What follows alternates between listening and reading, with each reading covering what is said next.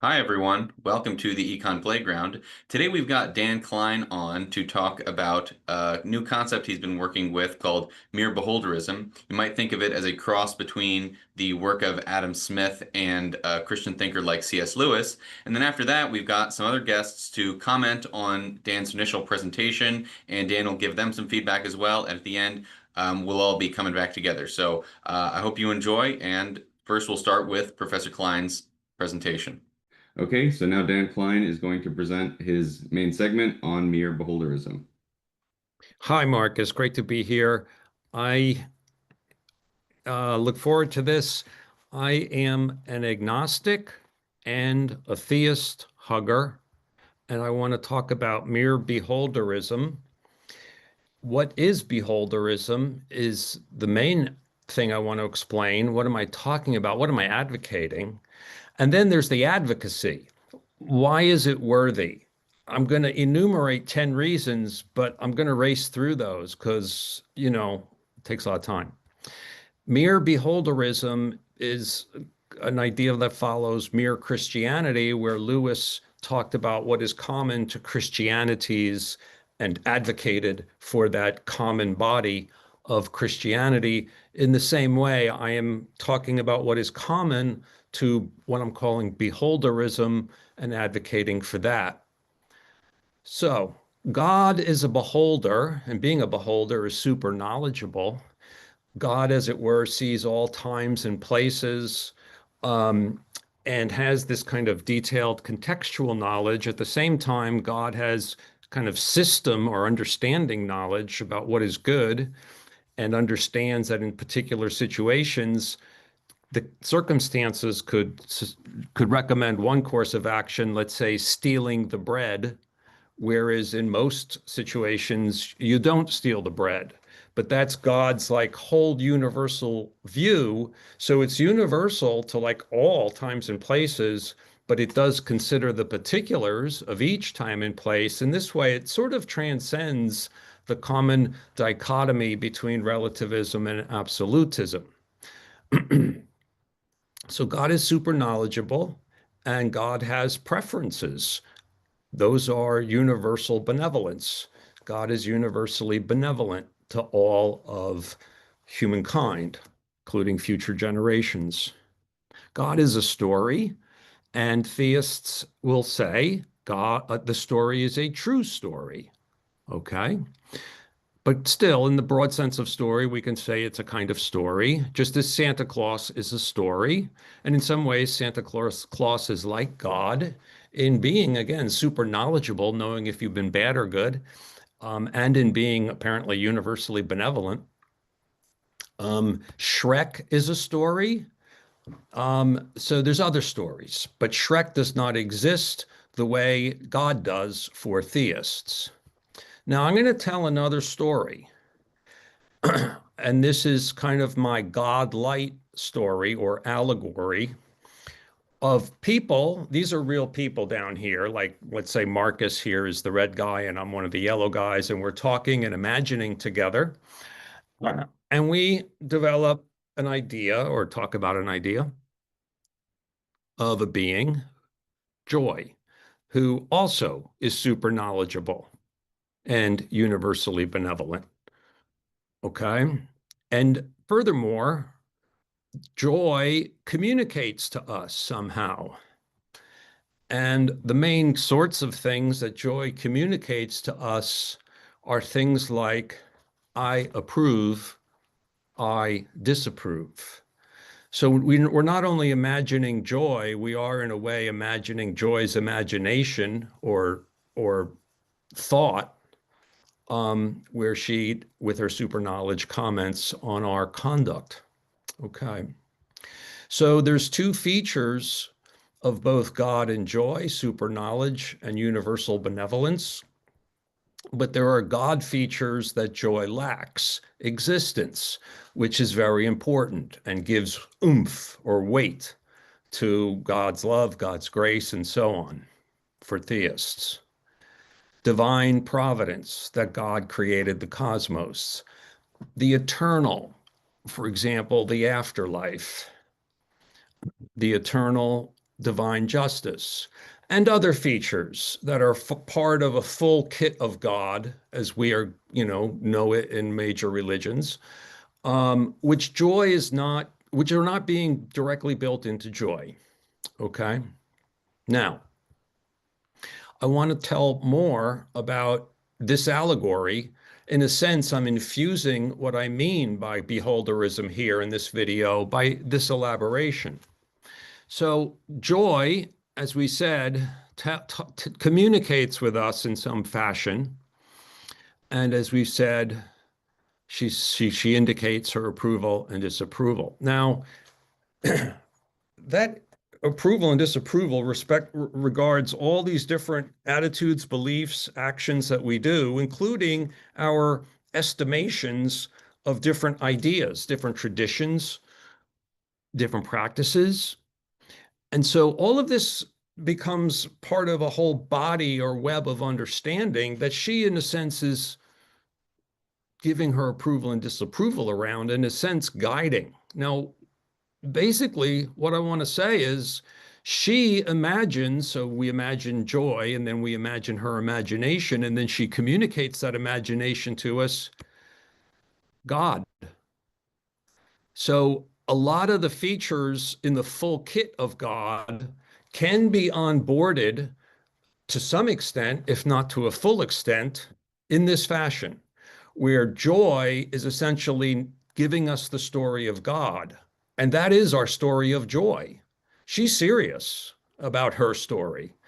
So you see, there's a great deal of consilience or isomorphism between this allegory of joy and theism, benevolent monotheism.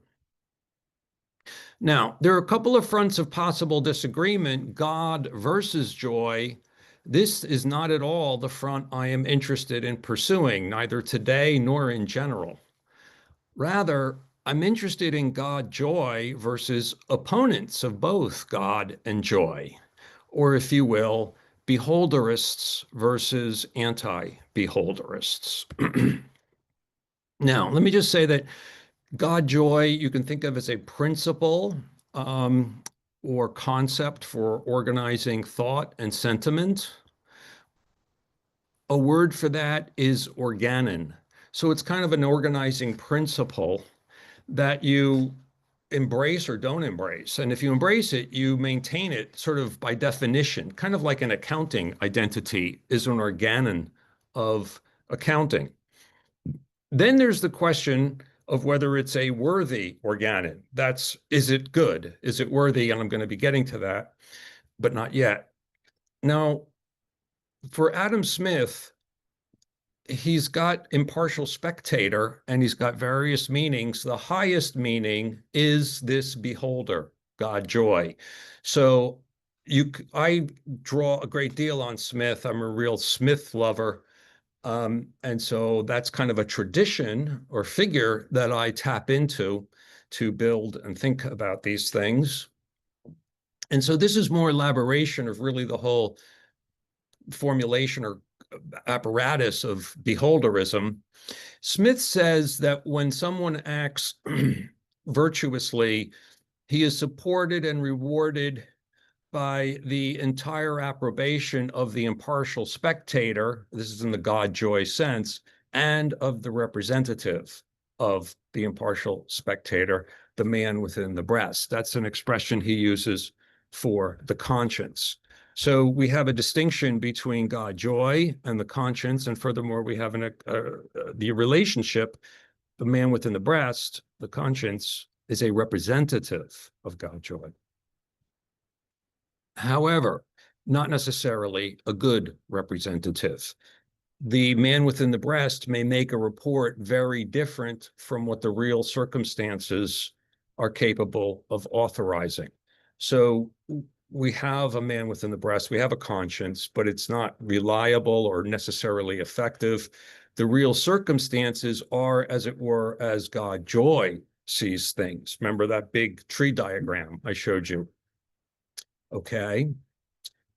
Now, this is Obi-Wan when he's basically trying to recruit Luke to the cause. and Luke is reluctant and saying he doesn't have time. He has to do the harvesting and so on. And Obi-Wan says to him, you must do what you feel is right, of course. In other words, you must do what your conscience tells you to do, what you feel is right. And this is just an expression of the idea that the only way to God joy, or to better alignment with God joy, is through the conscience. So even though the conscience might be a poor representative, it's the only avenue to upwardness or to virtue.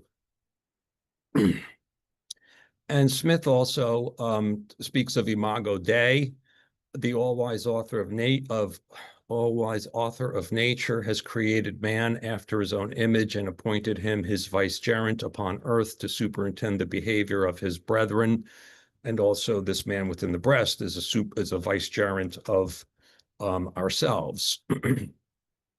Now, anti-beholderists, they don't like this idea of this mystical being, this fairy tale, they'll call it, and they'll invoke things like this. Now, I personally think that the beholderism is actually deep within us, kind of by our nature. And I think the anti-beholderists are actually unconscious or subconscious beholderists, but they don't know it. And so what I want to do is get them to realize it and admit it and run with it, because it's a worthy thing to be clear about and to elaborate explicitly. Now, all part of this is that Smith says that every moral sentiment relates to a sympathy.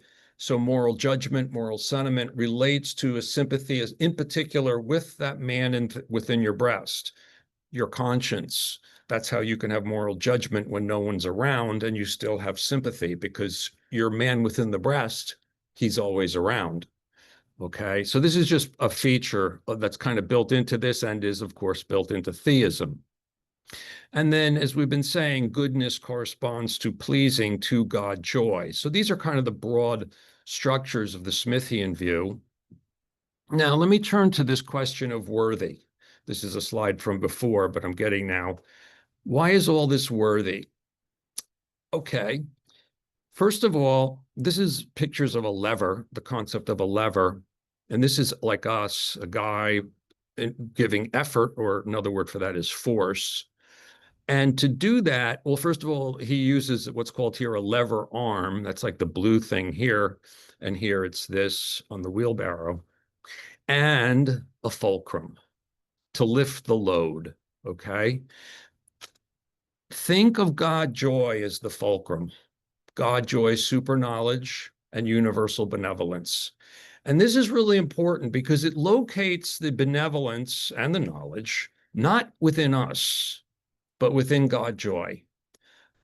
We are guessing and discussing what we think, what we speculate God joy favors, approves of, and disapproves of.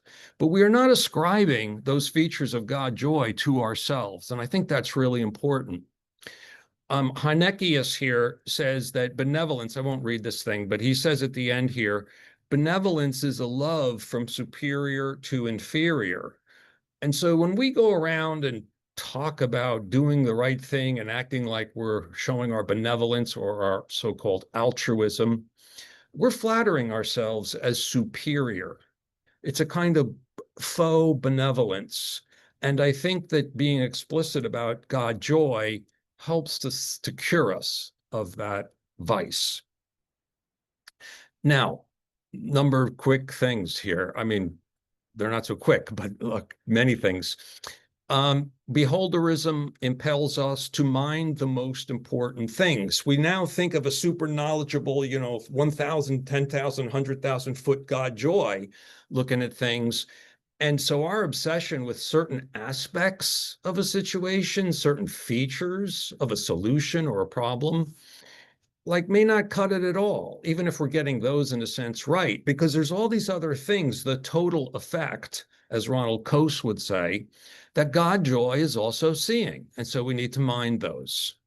We confess the looseness of our sensibilities because it's beauty to God joy, and it's just like beauty to us, like a good movie.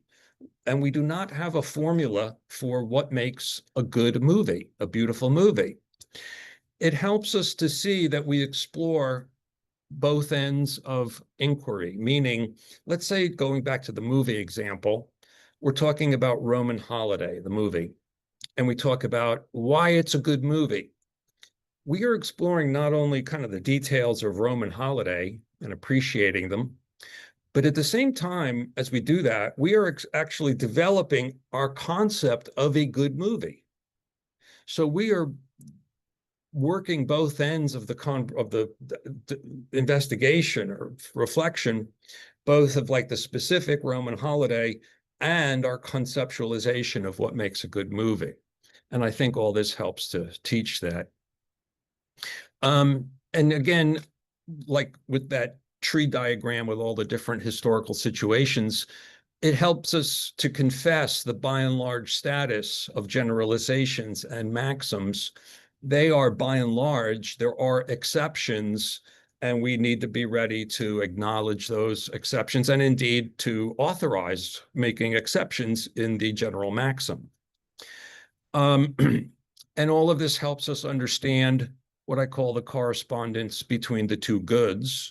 The two goods, the good of the whole, that's a kind of consequentialist view of the good of the whole, how it appears beautiful or otherwise, to God joy.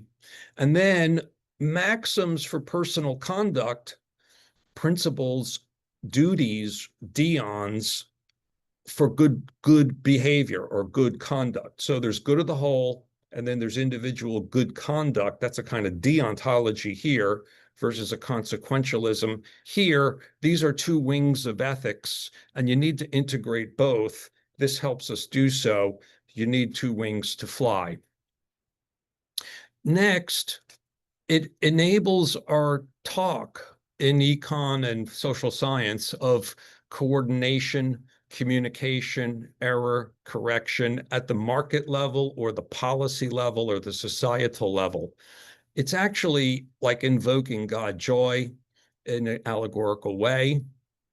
Next, here's a guy looking up to God and his, instruction, make me proud of you. And he says, we may want to include more specific instructions. Well, Scripture, the book of Scripture provides instruction, but also there's the book of nature. And the book of nature provides these other creatures around us who we might admire, especially for what strikes us as admirable, as virtuous, exemplars. And that's very important, and I think is nicely developed with this beholderist approach. Here's Michael Polanyi, who says, we need reverence for exemplars to perceive greatness, even as we need a telescope to observe spiral nebulae. So you see, I'm taking a very personified, a spiritual, a relational approach to philosophy, to ethics, to morals, to epistemology, because I see epistemology as nested within ethics, and as does Smith. And so this whole element, this whole approach helps us appreciate the role of exemplars, like here, Rick 9 in this diagram. This is a kind of upward thing towards God joy, which I don't have time to explain. And then here's another picture with ascending men within the breast up to God joy. And this is each man within the breast has a two-sided of entering into parts and then turning away from particular parts and assessing the whole. So it's a kind of two-sidedness. More advantages, where one is coming from. I started off by saying I'm an agnostic and a theist hugger. See, this is part of the beholderism that I kind of relate to. And I tell you, I like Smith, I like Polanyi, I like Hayek. These are touchstones of culture that become, they inform you of what the whole, tradition and way of thought is, okay? And also, we then ask about our adversaries, where they're coming from. And that's very important because it humanizes them. It's like, oh, I understand where he's coming from. He was brought up thinking this, and he values these thinkers and these traditions. And I've learned that this is how those people see things, and I can kind of understand it, but I have my complaints about it. Okay, Smith's organ makes us more accountable to others. I'm invoking Smith, and someone could say, oh, you say Smith and you support this, but that's not really what Smith means, or you're misreading Smith. And then they can go and, challenge me. And this checks my own, accuracy, keeps me honest. It calls on us to make our prejudices and affiliations more just. That's a picture of Edmund Burke. As we have developed exemplars and understandings and appreciations of traditions, we are constantly called by this very distant, being, God Joy, to improve and to improve. So even as we develop maxims, habits, prejudices, prejudgments, if you will, affiliations, we constantly have to worry about them being flawed and open to improvement. And finally, the costs and benefits of estimating the world objects properly. What are those costs and benefits? It's God joy's approval and disapproval. By really taking God joy on board, we really feel bad by getting things wrong and by acting wrongly, therefore, even if we can get away with it socially. Okay, we got to take God joy and the conscience seriously. That's how the costs and benefits to the world, to society, the costs and benefits, as it were, to joy or God joy, become internalized. And here's a thing from like eyes watching makes people do their dishes better. So God joy is a baby that's been thrown out with the bathwater too much by too many people. And I'm talking about a very broad course of time here. And beholderism is a worthy way to order your moral outlook. And thank you for your attention. Okay, thank you, Dan. I basically just have one question, one, maybe two questions. Throughout the whole presentation, you sort of presume that Joy's preferences are universally benevolent.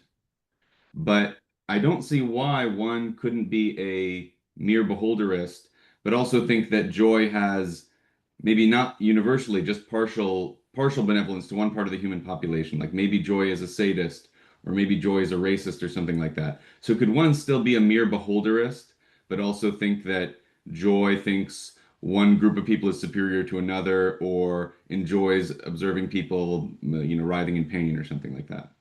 I get you. I guess it's a question of what kind of meaning you're going to infuse in the term beholderism. And in as much as, I don't know that no one's used the term before, but in as much as we're coining it here, like I say, no, universal benevolence is built in, it's presupposed, it's a feature.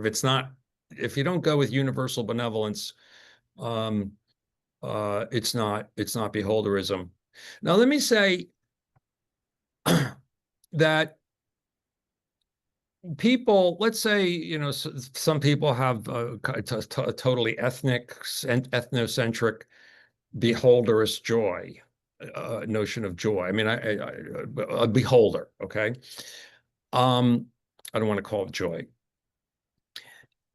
They might say, actually, this is universal benevolence. It's just that there's such a difference between these beings and those beings, just like we say about humans and cows, that it is actually universal benevolence. And that opens up the issue of what is universal benevolence and what's an accurate understanding of it.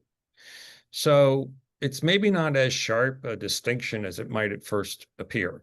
Yeah, just so someone like you and I would think that Joy does think that there's a relevant difference between us and cows, but not a relevant difference between us and people on the other side of the globe. Right. Yeah. And then one other thought that I liked the Obi-Wan example a lot. And but I think it's a little bit maybe different than the way that, or what, there's one other aspect to it that you didn't bring up, which is so when Obi-Wan says you must do what you think is right, of course, he's not he's saying that you ought to follow your conscience, or that's the correct path always includes going through your own personal conscience. But obviously, he's in the process of trying to convince Luke of something, right? So there's a sense in which he's kind of rent seeking on Luke's conscience a little bit. He's trying to improve Luke's conscience slightly. So what role does something like that play? Other people wrestling over other people's conscience to get it aligned more with God joy the way they think it ought to be aligned. Yeah, I think that's exactly right in terms of what Obi-Wan is doing and what we do. Um, I guess when we talk about any of these things, in some sense, we're proposing little improvements to each other's consciences. I mean, every time we have little improvements to each other's understandings, well, the prior understanding you had kind of came from something, habits and outlooks, and you're kind of saying, you landed somewhere a little bit off. So it's kind of a critique of what brought you there. Yeah. So it's, again, not a strict distinction. I mean, it's kind of always a criticism of your current conscience. Okay, great. That was very interesting, and I'm looking forward to see how people respond. Far out. Okay, so we're now going to have some reactions from Erik Matson. Take it away, Erik. All right, thanks, Marcus. Thanks for organizing this, and thanks to Dan for the presentation. Dan and I have been talking about these issues for many years, so I'm glad to be able to have the excuse or the reason to pull a few thoughts together. I want to start with just some general comments on the idea of mere beholderism. So at the beginning of his presentation, Dan talks about mere Christianity and says we can think about mere Christianity as a kind of analog to mere beholderism, at least in the spirit of the enterprise.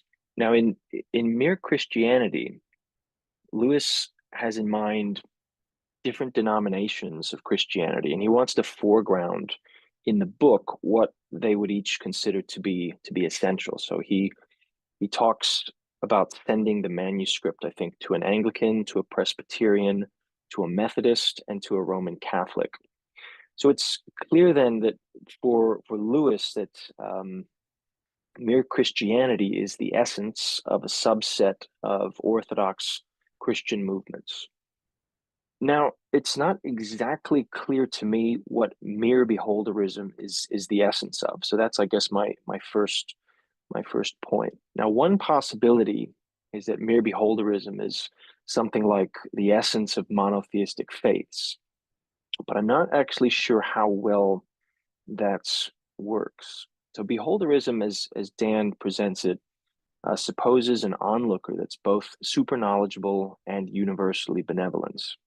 Now, that description of an onlooker that's super knowledgeable and universally benevolent doesn't, in my view, map on exactly to what is essential about the Jewish and Christian God, unless we take the word benevolence in an extremely broad and uncommon sense. So the most, I think, canonical description of God in the Hebrew scriptures comes in the book of Exodus when God reveals himself to Moses.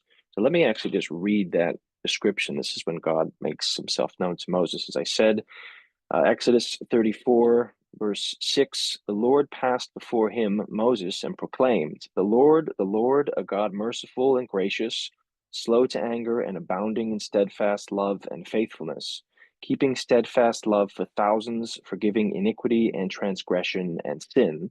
Okay, so you could say that seems to map decently onto the universal benevolence conception. But who will by no means clear the guilty, visiting the iniquity of the fathers on the children and the children's children to the third and the fourth generation. So this passage conveys a kind of tension in the Jewish and Christian scripture between God's love and God's judgment and wrath that, in my view, is somewhat inadequately captured by the notion of universal benevolence. I don't have much to say about Islam, but I venture that you could find a similar tension between God as as judge and punisher of unrighteousness, and God as love and compassion. So that's one point about mere beholderism. Now, second, I want to say some things about the idea of a story. So Dan says, well, Santa Claus is a story. Shrek is a story. And in the same way, God is a story. I agree with a somewhat qualified version of that claim. I think God is a person who has revealed and continues to reveal himself through historical events about which we tell stories. And the telling of our stories then shapes subsequent history that God continues to use for his purposes. So, setting aside that issue, we then have the idea that God is a story, and so too is joy a story. Now, apart from the question of existence, which Dan admits is a major issue, one problem with the joy construct, in my view, is that it's not exactly a very compelling story. As a story, it lacks texture and it lacks character and it lacks context. So the joy story presupposes divine attributes and then tells a story, whereas the story, say, in the Jewish scripture and the Christian scripture, is a narrative, and through the narrative, we find and discover aspects of the character of God and the nature of the good. So, since joy is this kind of thin story, this story of a universal being, a universally benevolent being who approves of that which serves the universal good, I think there's a danger in mere beholderism devolving into some kind of broad utilitarianism, which, or just some other rules-based approach to ethics, which is exactly, I think, what Dan wants to avoid. Now, Dan gets away from this problem by asserting then that we can imagine in our story of joy that this benevolent, all-knowing, imaginary being imagines the Christian God and then approves of people affirming the existence of such a God on the basis of its consequences. And so this to me seems basically like a pragmatic admission of God's existence, a pragmatic admission of the truth of the Christian narrative. So Dan might say, yes, this is exactly the direction I'm going. But as an orientation in ethics, that kind of admission, I think, will be insufficient to regulate most individuals' conduct. And this gets to the question of existence that Dan is aware of and he raises, but I do think that it's important, worth kind of dwelling on this particular issue. So if you don't have a kind of indwelling or personal affirmation of the claim that this God really in fact does exist, or that this beholder for that matter exists, the idea that it's good to believe that God exists, or a God like the Christian God exists, I think will have relatively little impact, certainly on a person's moral psychology. And again, I think Dan is aware of this and he points it out, but I think it's worth re-emphasizing. So now, let me say just a few things about conscience.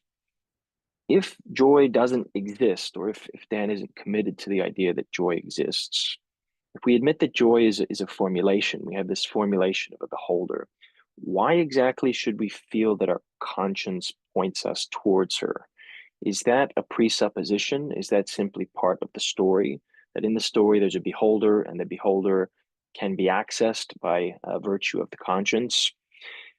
So that's something that I think needs to be spelled out more clearly. Maybe the logic is that natural human moral faculties will incline us in a certain direction, and that the directing, this direction, the direction that our moral faculties point us in, is a product of human nature. It leads us towards doing that which a universally benevolent beholder would approve of. Maybe that's the idea. Now, Dan mentions the idea that we are image bearers of the divine, that we have the spark of conscience within us. But to invoke this concept in the context of the joy allegory, I think sort of begs this question: why should we think that our conscience actually points us in the direction of this beholder? Or is that just something presupposed? Is it just a way that we commit to talking about virtue? Let me turn now to anti-beholderism. So Dan says that to invoke reason or principles or morality or truth, that these invocations are problematic, and actually they're not so distinctive from beholderism as people think. I agree with this, and I think this is probably the most important part of the case for something like beholderism, um, insofar as we can take beholderism as a kind of virtue ethics that holds that in the final analysis, virtue corresponds to that which a virtuous person approves of. When people are invoking reason or utility or some such to support their ethical principles, they really can't get around this because no principle can fully support or justify itself. So we're always left invoking moral intuition or common sense or the moral authority of others. And so again, I think this is the main strength of the beholderist approach. Now, Dan says he wants to convince people to candidly embrace beholderism, or again, as I conceive of it, a broad kind of virtue ethics, because he believes that his beholderism is a worthy organon or a worthy way of organizing our thinking. I agree with many of the points that he makes. I just want to highlight here maybe a few points of disagreement. So one, we have this idea of God or joy as a fulcrum. I agree with Dan that a beholderist formulation might reduce our need to communicate or convey our own benevolence directly, since, as Dan says, we can maybe locate benevolence with the judgment of our conception of the beholder or our conception of God. But I don't see how this will help us mitigate our self-deceit, actually. One of the Ten Commandments in the Old Testament commands the Israelites not to take the Lord's name in vain. Now, one way you can think about this is as a command not to dress up our own desires in religious language, or not to pretend that our desires are actually the desires of God. And the reason that this is an important command is precisely because people do this all the time. And this is exactly why we've had wars of religion throughout human existence, or one of the reasons we've had wars of religion throughout human existence. People disagree about the character of God. People attribute God's desires, or that they pretend that their desires are God's desires. So I'm not saying necessarily that beholderism will make self-deceit worse, but it's not at all clear to me that it will make things better. On the issue of minding the most important things, this is another point that Dan makes. I have to say, I don't exactly see how beholderism will encourage us to mind the total effect of an action any more than, say, consequentialism generally. So if you are some kind of utilitarian and you believe that the good consists in that which furthers overall utility, then you would have an interest in tending the overall effect of an action. So it doesn't seem to me that you have to sign on to a beholderist ethical program to be concerned with the total effect. Finally, I think the exemplar point that Dan makes is very strong. And my only reaction here is that we might not necessarily need beholderism as such to get to this point.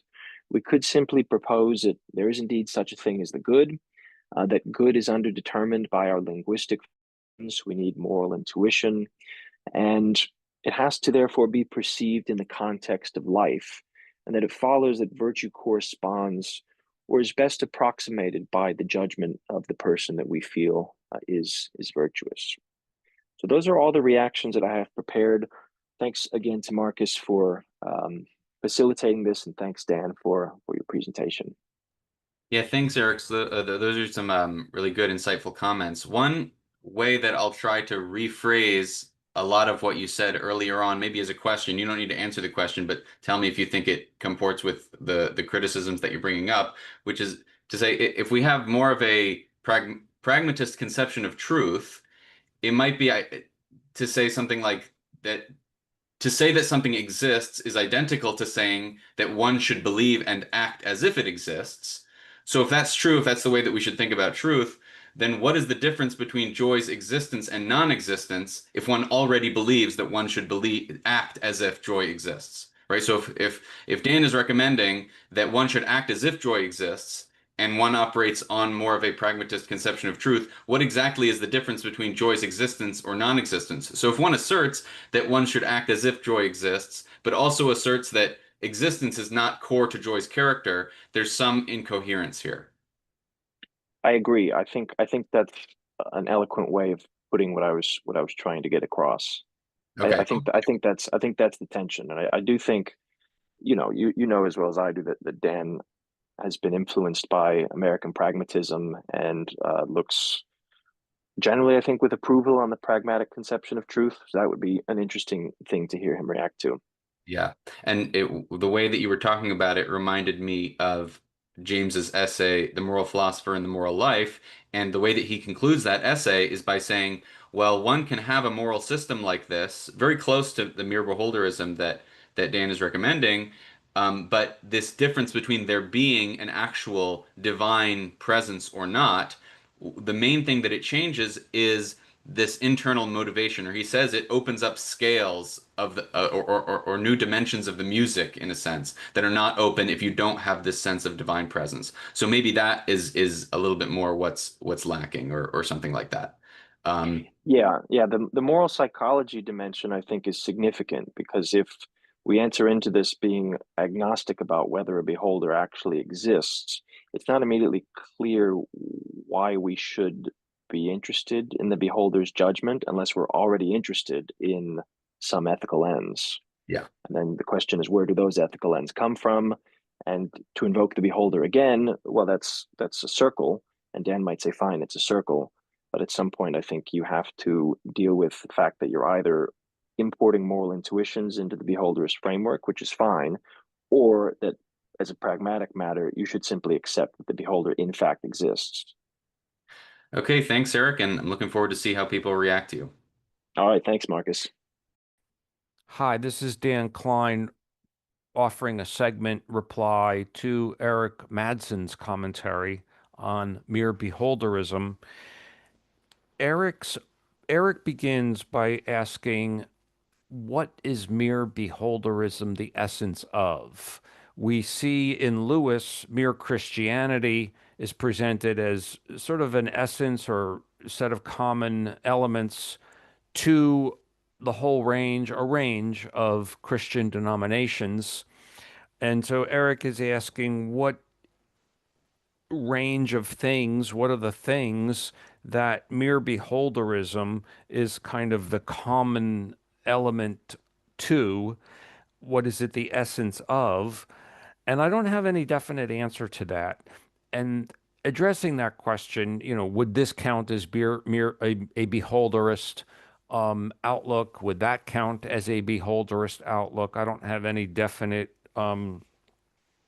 account of all the options and things. It's proper and it gets us into the meaning of beholderism, the features we're building into beholderism, notably the super knowledge and the universal benevolence. Erik asks about what is consistent with universal benevolence. He brings up a passage in the Old Testament that speaks of God's wrath being visited upon the iniquity of the fathers to the third and fourth generation, is punishing the children and great grandchildren of those who were iniquitous consistent with universal benevolence. I'm not sure that it is. Maybe it's not. It's a good question. Um, but I think Erik is bringing up this opening to mere Christianity in Lewis, because it actually leads into his general drift, which I think is about um, actually not beholderism versus anti-beholderism so much as God versus joy. Um, so let's go back to Lewis's passage here about mere Christianity. It is more like a hall out of which doors open into several rooms. If I can bring anyone into that hall, I shall have done what I attempted. But it is in the rooms, not in the hall, that there are fires and chairs and meals. So Mere Christianity, Lewis's Mere Christianity is about the hall, but his goal is to draw people into the hall, make the hall appealing to people. I think he does so very effectively. But the idea is that after that, they proceed into one of the rooms. And so this kind of gets at what are the rooms of Mere Christianity? And what is my room? In particular, what is the joy room? Does it really work? And this, I think, is kind of what Erik is getting at in the, like I say, the main drift of his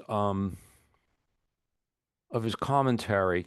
In my slides, I showed this one and talked of these two fronts of disagreement, God versus joy, which was not my purpose in the presentation and is not my purpose in general.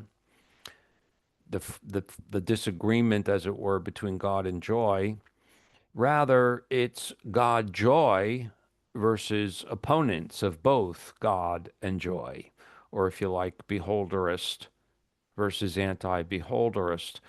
And what Erik agrees with me when I say that God joy is better than opposition to both God and joy. But Erik's comment, I think, is kind of getting into this issue, God versus joy, which is consistent. I mean, I have Erik saying here is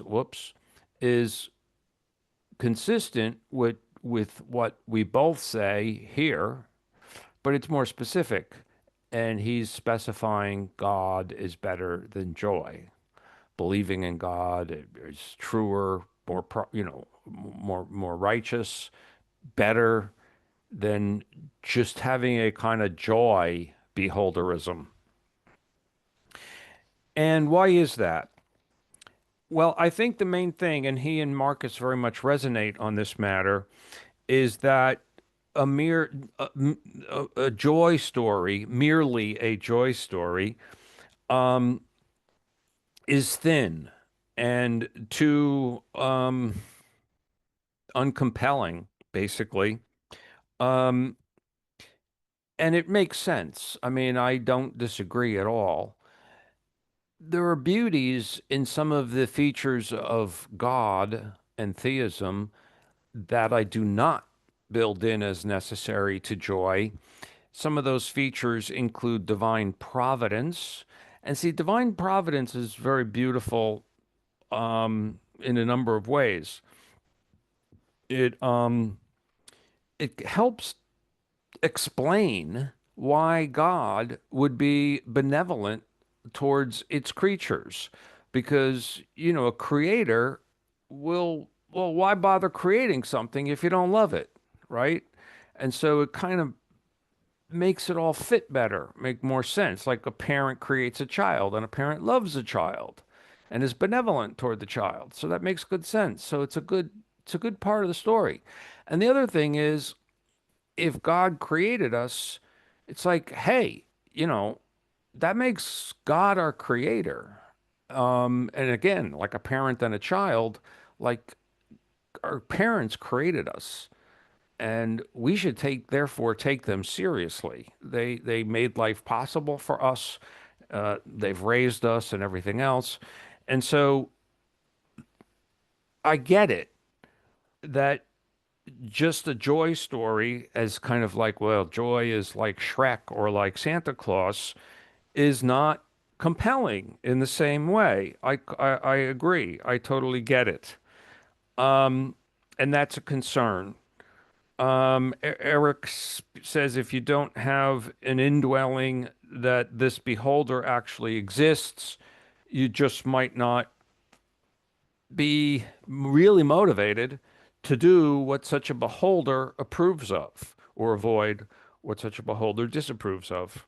If you don't have this indwelling that this beholder actually exists, will you really believe that your conscience helps you upward? Um, and Marcus puts it as, without a real feeling of divine presence, you may not have internal motivation to do what such a presence, again, approves of and asks of you or tests you with. I totally get it and agree. Erik makes a number of points about like a merely joy kind of beholderism.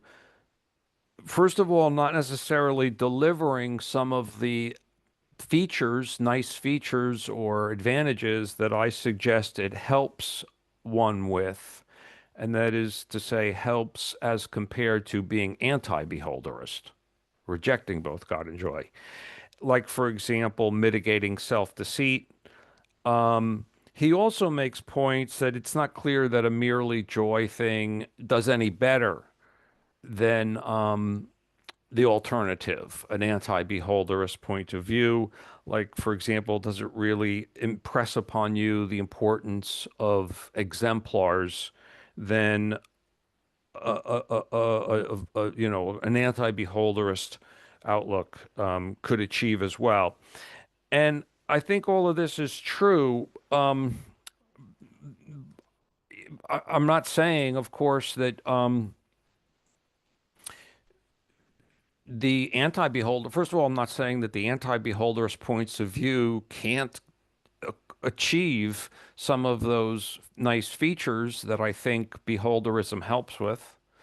I just think that beholderism better helps, like, is a better bet for those nice features. And on the other side, in as much as Erik is making these points basically to elevate God above joy, okay? That is to say, to kind of make this point. Um, God doesn't guarantee these things either. Religion doesn't guarantee these things either. Religion, Erik says that, with a joy view, one might still take joy's name in vain. Well, with a God view, one still might take the Lord's name in vain, and so forth. And again, I'm not saying that joy is as good as God. Um, I'm really not. I'm not even really disagreeing with Erik here. I am agnostic, so I just that can't call myself a theist. Um, and also, there's other points one can make about having this sense of a compelling story, conviction, internal motivation, that there's a trade-off there with humility, and so forth, and doubt. Doubt has its benefits or upsides as well as its downsides. Um, and so these are the questions that I think Erik is getting at. Um, Maybe he's a little concerned that joy competes with God. And that's not at all what I'm up to, really. Um, as I say here, it's number two that I'm up to. That's my agenda, number two here. But it's perfectly proper and natural and necessary for us to talk about, well, number one here, God versus joy. And Erik and I talk about this all the time. Marcus and I talk about this all the time. Most of my students are Christian, and we talk about this all the time. And many of them invite me to church and look forward to me one day becoming a believer, a person of religious faith, and so on. I mean, that kind of thing gets joked about, anyway. Um, and that's all great and nice. So, um, now I want to say a little bit more about the whole pragmatist element that comes up in the conversation that Marcus and Erik had. Um, I see pragmatism as a turn in a spiral. So within a loop, there's the pragmatist turn, But there's also on the other sort of dialectical side, Humean natural belief. And that's just that, like, backgammon with my friends exists. And there's just sort of like, that's just a necessary turn as well, I think, in a proper epistemology. So I embrace a pragmatist turn, but it's not all that I embrace. I think this is sort of the point of the conclusion of book one of the treatise. And I think these guys, and so the I guess the point here is, just as in my video, I kind of disaggregate the features of God, and I say most primary for beholderism are super knowledge and universal benevolence, other features, divine providence, the eternal, and so forth, are not as necessary or not as central. They do get into the story kind of in a step way, um, imagining joy's imagination. Um, and just as I disaggregated the features of God, I think we can think about disaggregating what it means for God to exist. And once we kind of disaggregate that, we s- we meet we can also then relate those elements to the elements of something else that we disaggregate, namely the belief that it's good to believe that God exists. It's good to embrace a pattern of thought premised on the on God's existence, kind of the pragmatist approach to God. And so then you see similarities, and by those disaggregations, you can actually, to some extent, dissolve the distinction between the two of them. Okay. And then leaves a couple of them, just that, it actually happened. The account of Jesus and the events of Jesus' life and what, we understand the words of Scripture to say actually happened, as we believe that Washington crossing the Delaware actually happened. I'm not saying there's a full dissolution of the distinction between God exists and it's good to believe or act as though God exists, but there's some. And let me just say two more things: that I do have some regrets as a parent in not raising my child more in a more religious manner. I think that for bringing a small children into the wholesome pattern of thought that we are talking about, it's just so natural to posit God and go from there, um, because they learn from a very early age this wholesome and really wonderful pattern of thought. Um, so I would advise other agnostics like me to consider doing that with their children. Perhaps you could nuance the question of God actually existing or what it means for God exists, as you do this, um, and yet do it. Like, do the teachings and so forth that are premised on God's existence, but at the same time, kind of say we don't really understand the nature of God's existence or even whether God exists.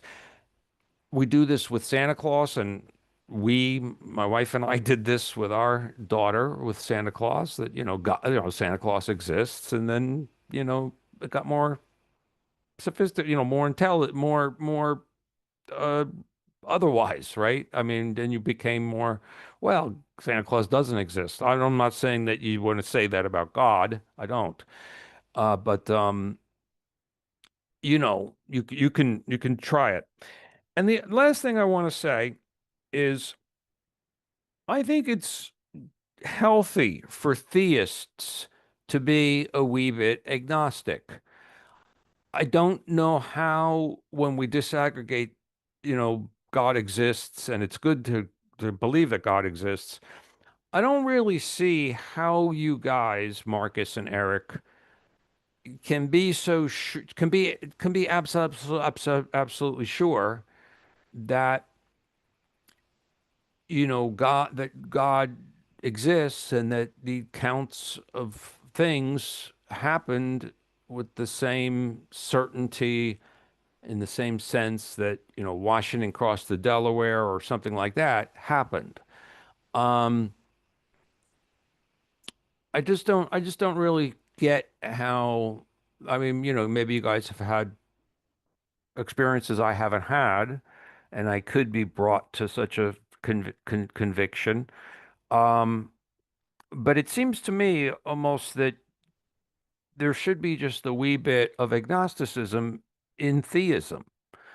Um, Not so much that you wouldn't, call yourself theistic. Um, so, again, really, I'm more interested not in this, number one. I mean, I'm interested in it, but the main thing I'm concerned with is this, number two. Anyway, thanks so much, and I look forward to discussing further. Bye-bye. Hi, this is Paul, and this is a video I'm doing as a favor to Marcus Shira, who asked me to watch this video by Dan Klein on Mere Beholderism and make some comments in video form. I don't know how long this video will be. I watched the video, the first time I watched his video was on my flight from Sacramento to Ancaster, Ontario for the Christian Reformed Synod. I'm a Christian Reformed minister, and I had a number of thoughts about it, but obviously flying on an airplane, I didn't have all the equipment or the opportunity while I was at Synod to actually sort of make a response video to his video. I immediately saw a relationship between his video and a lot of thoughts that I had had over the years with respect to morality and judgment. While generally speaking, in a secular environment, the popular assumptions behind, let's say, afterlife judgment have in many cases evaporated. Now, these things don't evaporate merely into thin air. I think they actually change from one thing to another thing. There's no lack of thingness with respect to the relationality of these assumptions. And so I've often thought, listening to people who would regard themselves as secular or agnostic or even atheist as they talk about morality, good, bad, right, and wrong, ought, not, that there are a bunch of sort of proxies instead of the older ideas of divine judgment or afterlife consequence and some of these things. Some of this gets into thoughts that I had after reading The Religion of Israel. And when you think about things like the meta-divine realm, you think about karma, whether the basic conception of the universe is personal or impersonal, human beings can't seem to construct societal and communal relations without some kind of, and in this case, a beholder. That there is somehow observation happening and there will be consequence for good things, for bad things. And in fact, the beholder becomes sort of the strata, let's say perhaps the meta-divine realm, in which all of these relations take place. Now, obviously, in many theistic traditions, theisms of various kinds, and there are, of course, personal and impersonal theistic conceptualizations, the beholder or the status or the accountant or almost every system seems to presuppose an observer who knows, an observer who remembers, an observer who, whether sort of in a conceptualization like deism, where it's sort of like laws of nature, karmic laws of nature, do bad things happen, do good things happen, that there will be consequences, that there is an observer. And that's where I think this mere beholderism sort of finds its traction. And I think this is nearly unavoidable without sort of dropping into nihilism. And I think in many ways, nihilism is sort of the opposite of even, let's say, this mere beholderism. Now, in some ways, he sort of sneaks joy in and sort of, in a very I think as a result of Christianity, sneaks a benevolence into the system. Again, if you look at someone's work like Ezekiel Kaufman, who in about 100 years ago began making observations between the religion of Israel versus the religion of her neighbors, and conceptualized sort of this meta-divine realm, which was sort of the impersonal space in which the gods or the spirits sort of acted, and we act sort of beneath and below the spirits. The meta-divine realm was an impersonal space, but there were still rules to the impersonal space. And these rules sort of got conceptualized through, in the case of the Greeks, let's say, other Greek gods like the Fates.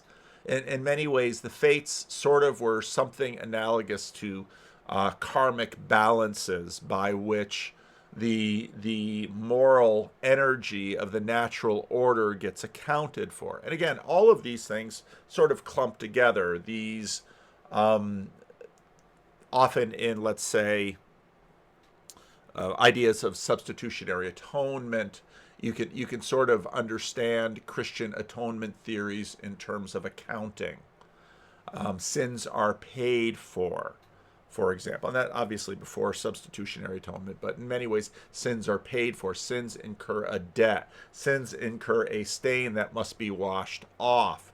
And you have all of these metaphors, but again, almost all of these metaphors somehow presume a beholder, and what sort of adding joy in does is bring in benevolence into the beholder, that somehow not only is there an impartiality, and I tend to think that we look at impartiality in terms of impersonal metaphors, but there's an impartiality that will keep track. In the Bible, of course, you have ideas in the book of Revelation that the books are open. And again, in that sense, the books are records of agents observing and noting and judging and doing all of these things.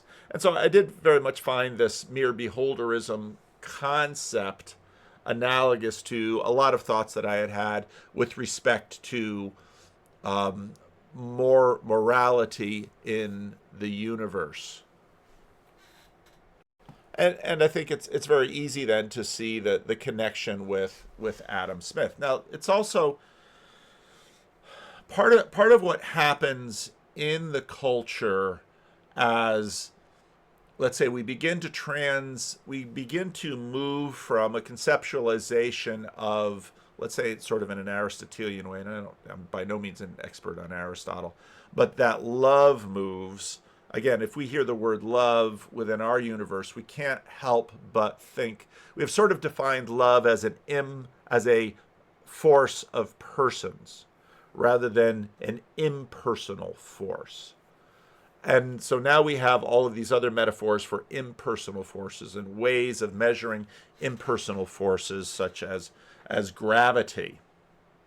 And so as, let's say, natural theology advanced, people, Galileo, the early modern period, conceptualizes laws of nature. And so instead of these being, let's say, the hand of God bringing the sphere from the tower in Italy from the top to the bottom, or attraction of kinds of substance between the earth substance that's in the sphere and the earth itself wanting to reconnect, some of these old metaphors, we now have these sort of legalistic accounting impersonal metaphors that get us to thinking in terms of how things will go. Now, conscience is, of course, very germane to this, but I think behind a lot of this, in terms of contemporary thought, is consciousness. One of the big questions going around today is, what on earth do we mean by this word consciousness? And especially as, let's say, we recognize consciousness in, if we can dare use comments like lower beings. We notice consciousness in our household pets. We notice consciousness in our dogs, consciousness in our cats, consciousness in mice, consciousness in rats, maybe even consciousness in insects.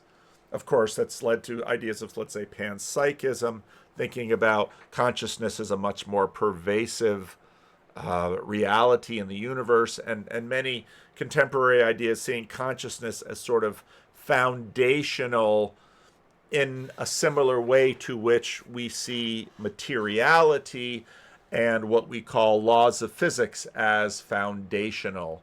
And conscience in that way sort of is a higher, now we're getting more into, say, let's say, ancient hierarchies of being, let's say Neoplatonic hierarchies of being. We get more and more into these kinds of ideas, supported and rewarded by the entire approbation of the impartial spectator and the representation of the impartial spectator, the man within the breast, the conscience. Now, I think there are reasons why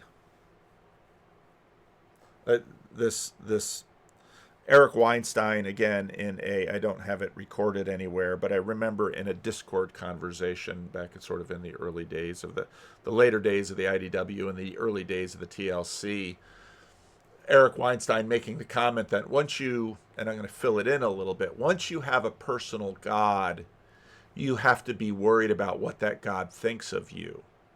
And you go to the period of late antiquity when part of what provokes this turn towards what today we call monotheism, and you can look at this in terms of a lot of the conversation with respect to Constantine, and was he really sort of moving towards Christianity, or was he moving towards a monotheism just because the collective weight of propitiating all of the multiplication of Roman gods. Augustine in the City of God goes through, the god of the hinge, and the god of the door, and the god of the handle, and the god of, there are just so many gods. You can bump into this in, for example, the book of Acts, when the Apostle Paul goes to Athens and sees all of the altars around, and then sees this altar to the unknown God, because combinatorial explosiveness sort of takes over in their spiritual imagination and says, well, if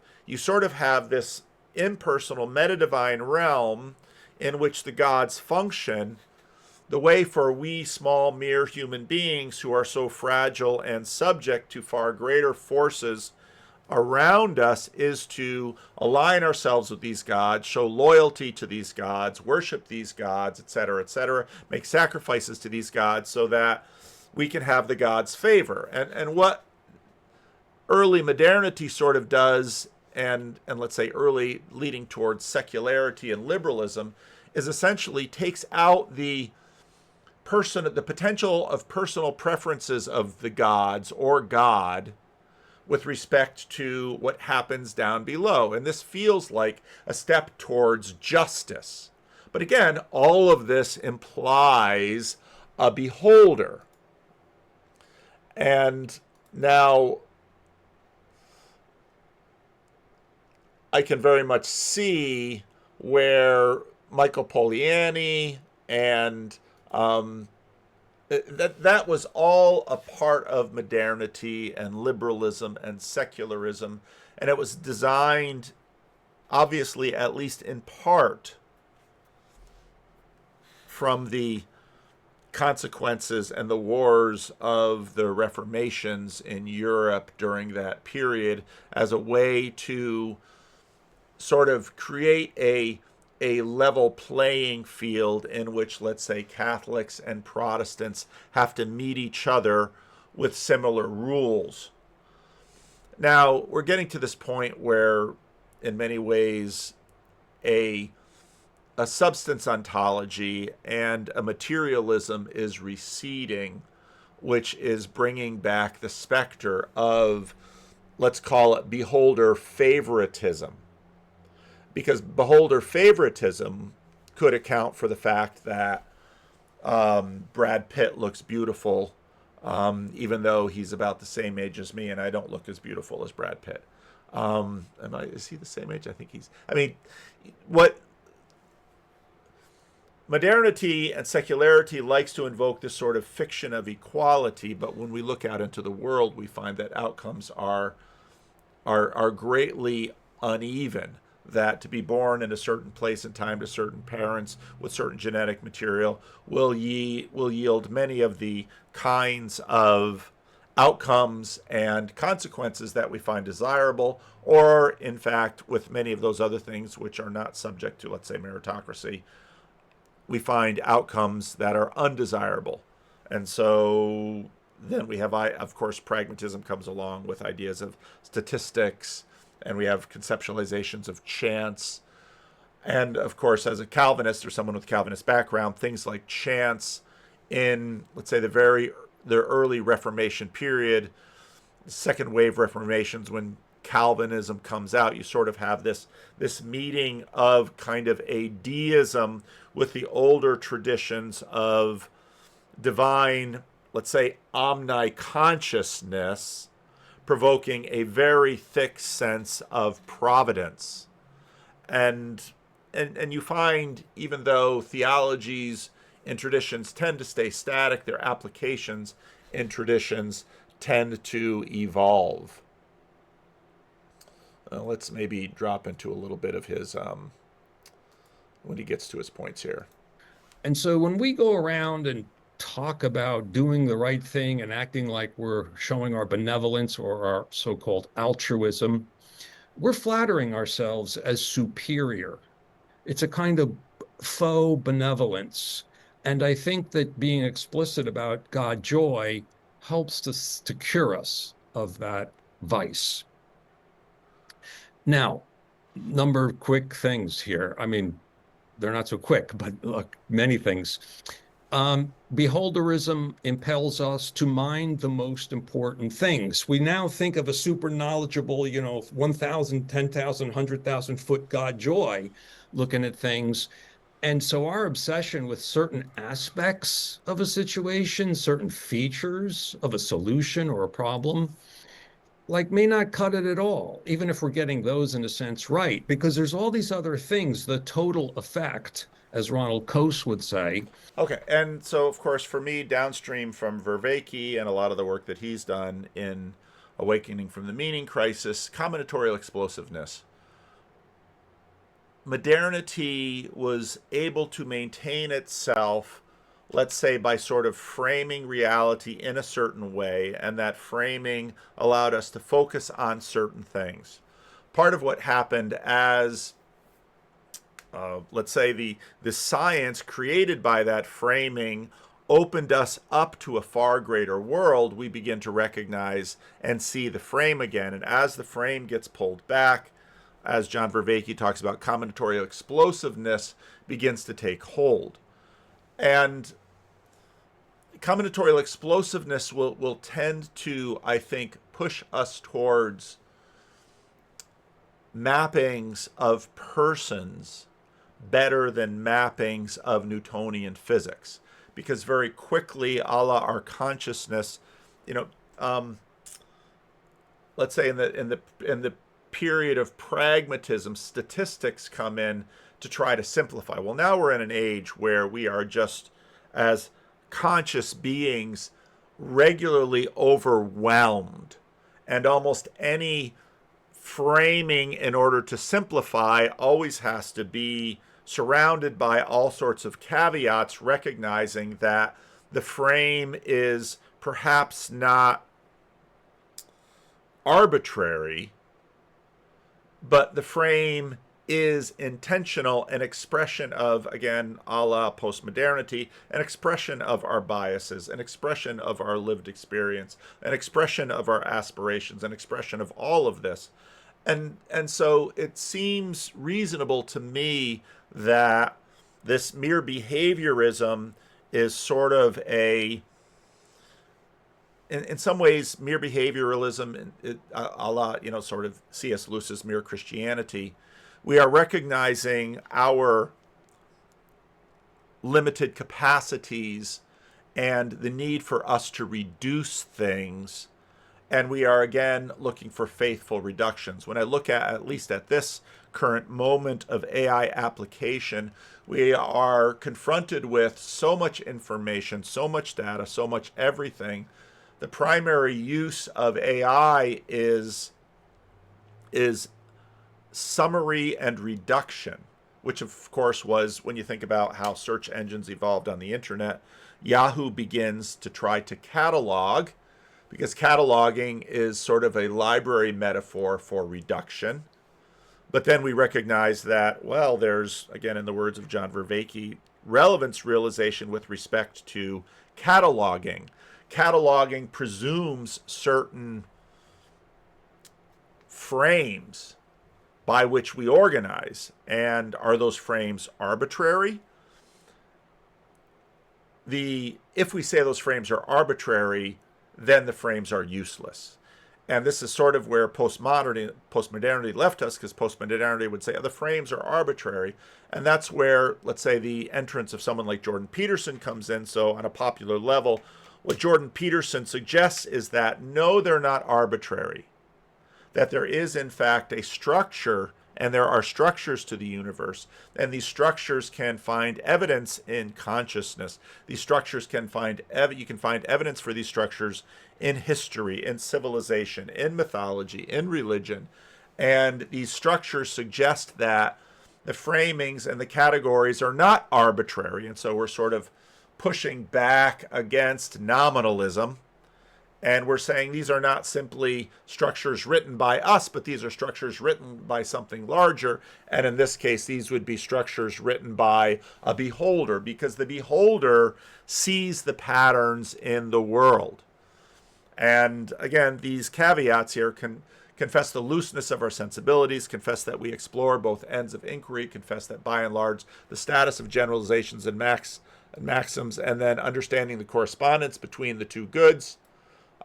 This is, and then you're going to get, obviously, you've got sort of a Ten Commandments image here. Part of what breaks down, especially when you bring in Polanyi, is, okay, a la combinatory explosiveness, a rule-based system is good enough for some things, but not good enough for other things. And this is, again, historically why you have laws and you have judges. Well, what is the job of the judge? The job of the judge is to apply the law. The judge and the entire system recognizes that we do need rules, but there also is application of the rules, which might, in certain exceptional circumstances, require exceptions. And so again, we're sort of back to a metaphor of a beholder, of a judge, of one who looks at the world and attempts to bring order to this world. Now, I was told that this video should go about 15 minutes, and anybody who listens to my channel knows that I could go a lot longer. I was tempted first to just sort of do a commentary on this, but that would have taken quite a bit longer. I see this coming of beholderism as just another move away from the convenient reductions that modernity afforded and the collapse a la postmodernity of sort of the innocent embrace of those reductions, and the realization that at some point, well, a number of things, that consciousness is more foundational than the reductive materialists thought it was.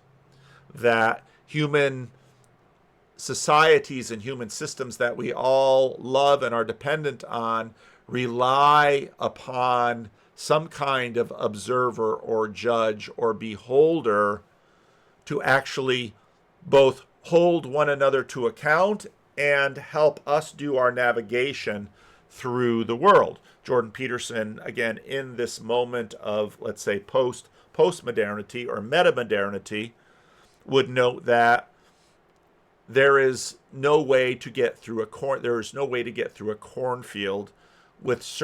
apart from certain things. Now, you can have sort of a rules-based way of addressing a cornfield, but part of what we have seen in terms of the development of AI is that rules-based systems, in a sense, have to give way a la combinatorial explosiveness, that even when we reduce things, let's say, to algorithms and programming, we need machines to write the programs because we get too bored, we live too short a time in life, things move too quickly, and so now our metaphors are sort of being blown. The modernist metaphors are being blown apart, and increasingly we're going to see people moving back to imagining, I think, what many ancients saw is something, either, let's say, an impersonal universe, a meta-divine realm, which has laws built into it, or a more of a classical theist approach in which there is no meta-divine realm above the God, in the case of Judaism, Christianity, and Islam, above the God of Israel, and all other things, in him we live and move and have our being. This, for someone like Ian McGilchrist, who I was told is making a video, will provoke, let's say, panentheism and a lot of those formulations. And I think what we're going to see as the consequences of the end of modernity begin to grip economics, other social sciences, physical sciences in some ways, that there will be readjustments to probably have some formulations. Again, this is sort of what modernity looks at. Have some formulations that seem to have other much more ancient things in common in terms of beholders and joy and God and theists. And although certainly a lot of the holdouts through modernity who tried to maintain classical theism, or let's say modern theism, which I think is a little bit different from classical theism, this isn't necessarily going to give all of them everything that they want. Because, of course, all of these things were being fought over long before Christianity sort of swept the field in the Roman Empire and created what it created downstream of itself. All right, that's probably enough for this video. Thank you, Marcus, for the opportunity to make this video. And thank you, Dan Klein, for your presentation. I hope this is helpful. Hi, this is Dan Klein responding to Pastor Paul Vanderklay's kind and sympathetic commentary on mere beholderism. I see Paul, if I can use that name. By the way, I also grew up in northern New Jersey, in Bergen County, Hillsdale, New Jersey. I understand that you grew up in Patterson in neighboring Passaic County. So anyhow, Paul says that mere beholderism is analogous to a lot of thoughts he's had, and he elaborates on that commonality, that similarity, and all just very appropriately, in my view. So I'm delighted to have his interest and kind of, correspondence in thinking. He says that the mere beholderism in my video it represents, another sign of a move away from the failed reductions of modernity, as he calls it. And I think that's right. He says mere beholderism is the realization of things like beholderism, some kind of beholderism being necessary, and a whole bunch of related things that he elaborates, and some of which I elaborate on in my video as well. Like, for example, he talks about love as a force of and between persons or beings, and I think that's absolutely right. I won't repeat those points about a sensibility, a Smithian propriety, a kind of human intuition and connection, relatedness, relating, relational knowledge. It relates to when he brings up the need that no matter how many kind of rules or principles a system tries to detail, there's always going to be judgment beyond them, exceptions, things you can't really explain your reasons for, and so on. Exceptions, by the way, is a very clear theme in 18th century thinkers. Um, so I think that's a nice kind of connection of how Hutcheson, Hume, Smith, and many others, Burke, um, relate to all of, express and represent beautifully this beholderism, which we're trying to get back to. So, like Paul says, it is a move away from the failed reductions. You could see two features of the modern reductionism. I'm just sort of riffing here on Paul. First of all, though beholderist notions are repudiated, they don't really evaporate, but rather they kind of go underground or become unrecognized and denied. But really, they change into other things that serve a similar kind of place subconsciously, and people are not aware of this. So in some sense, we're all beholderists. It's just that some of us are aware of that and others are not. And so then in repudiating beholderism, the modern reductionism turns to other things to play the role, as though they could operate or be understood or operate nicely without notions of a beholder.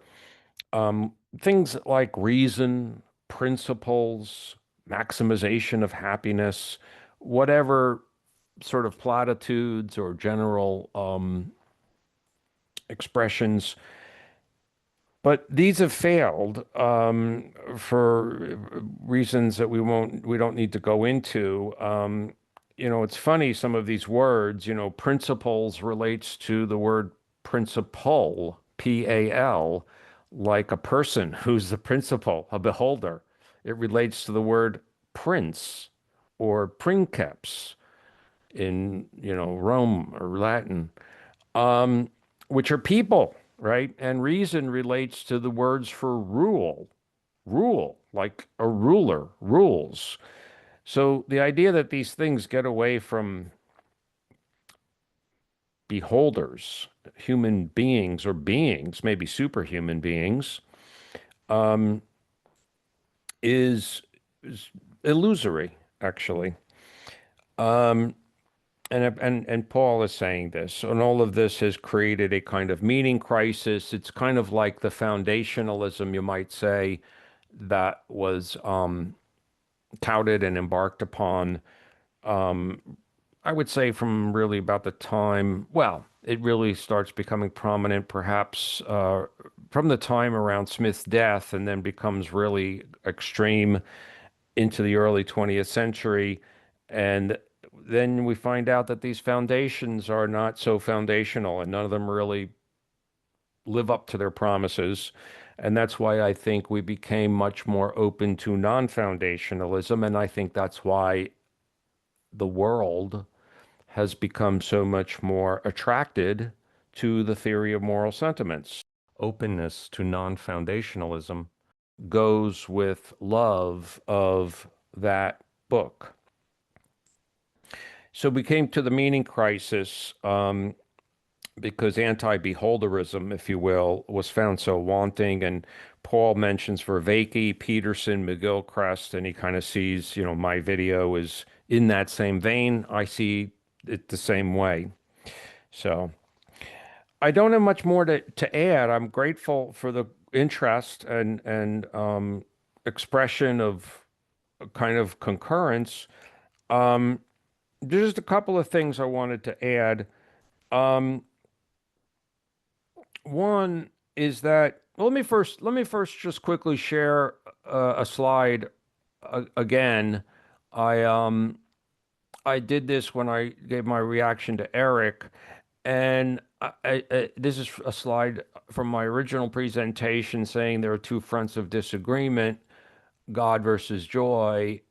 and then God joy versus opponents of both, or beholderist versus anti-beholderist, and that number two is really my interest.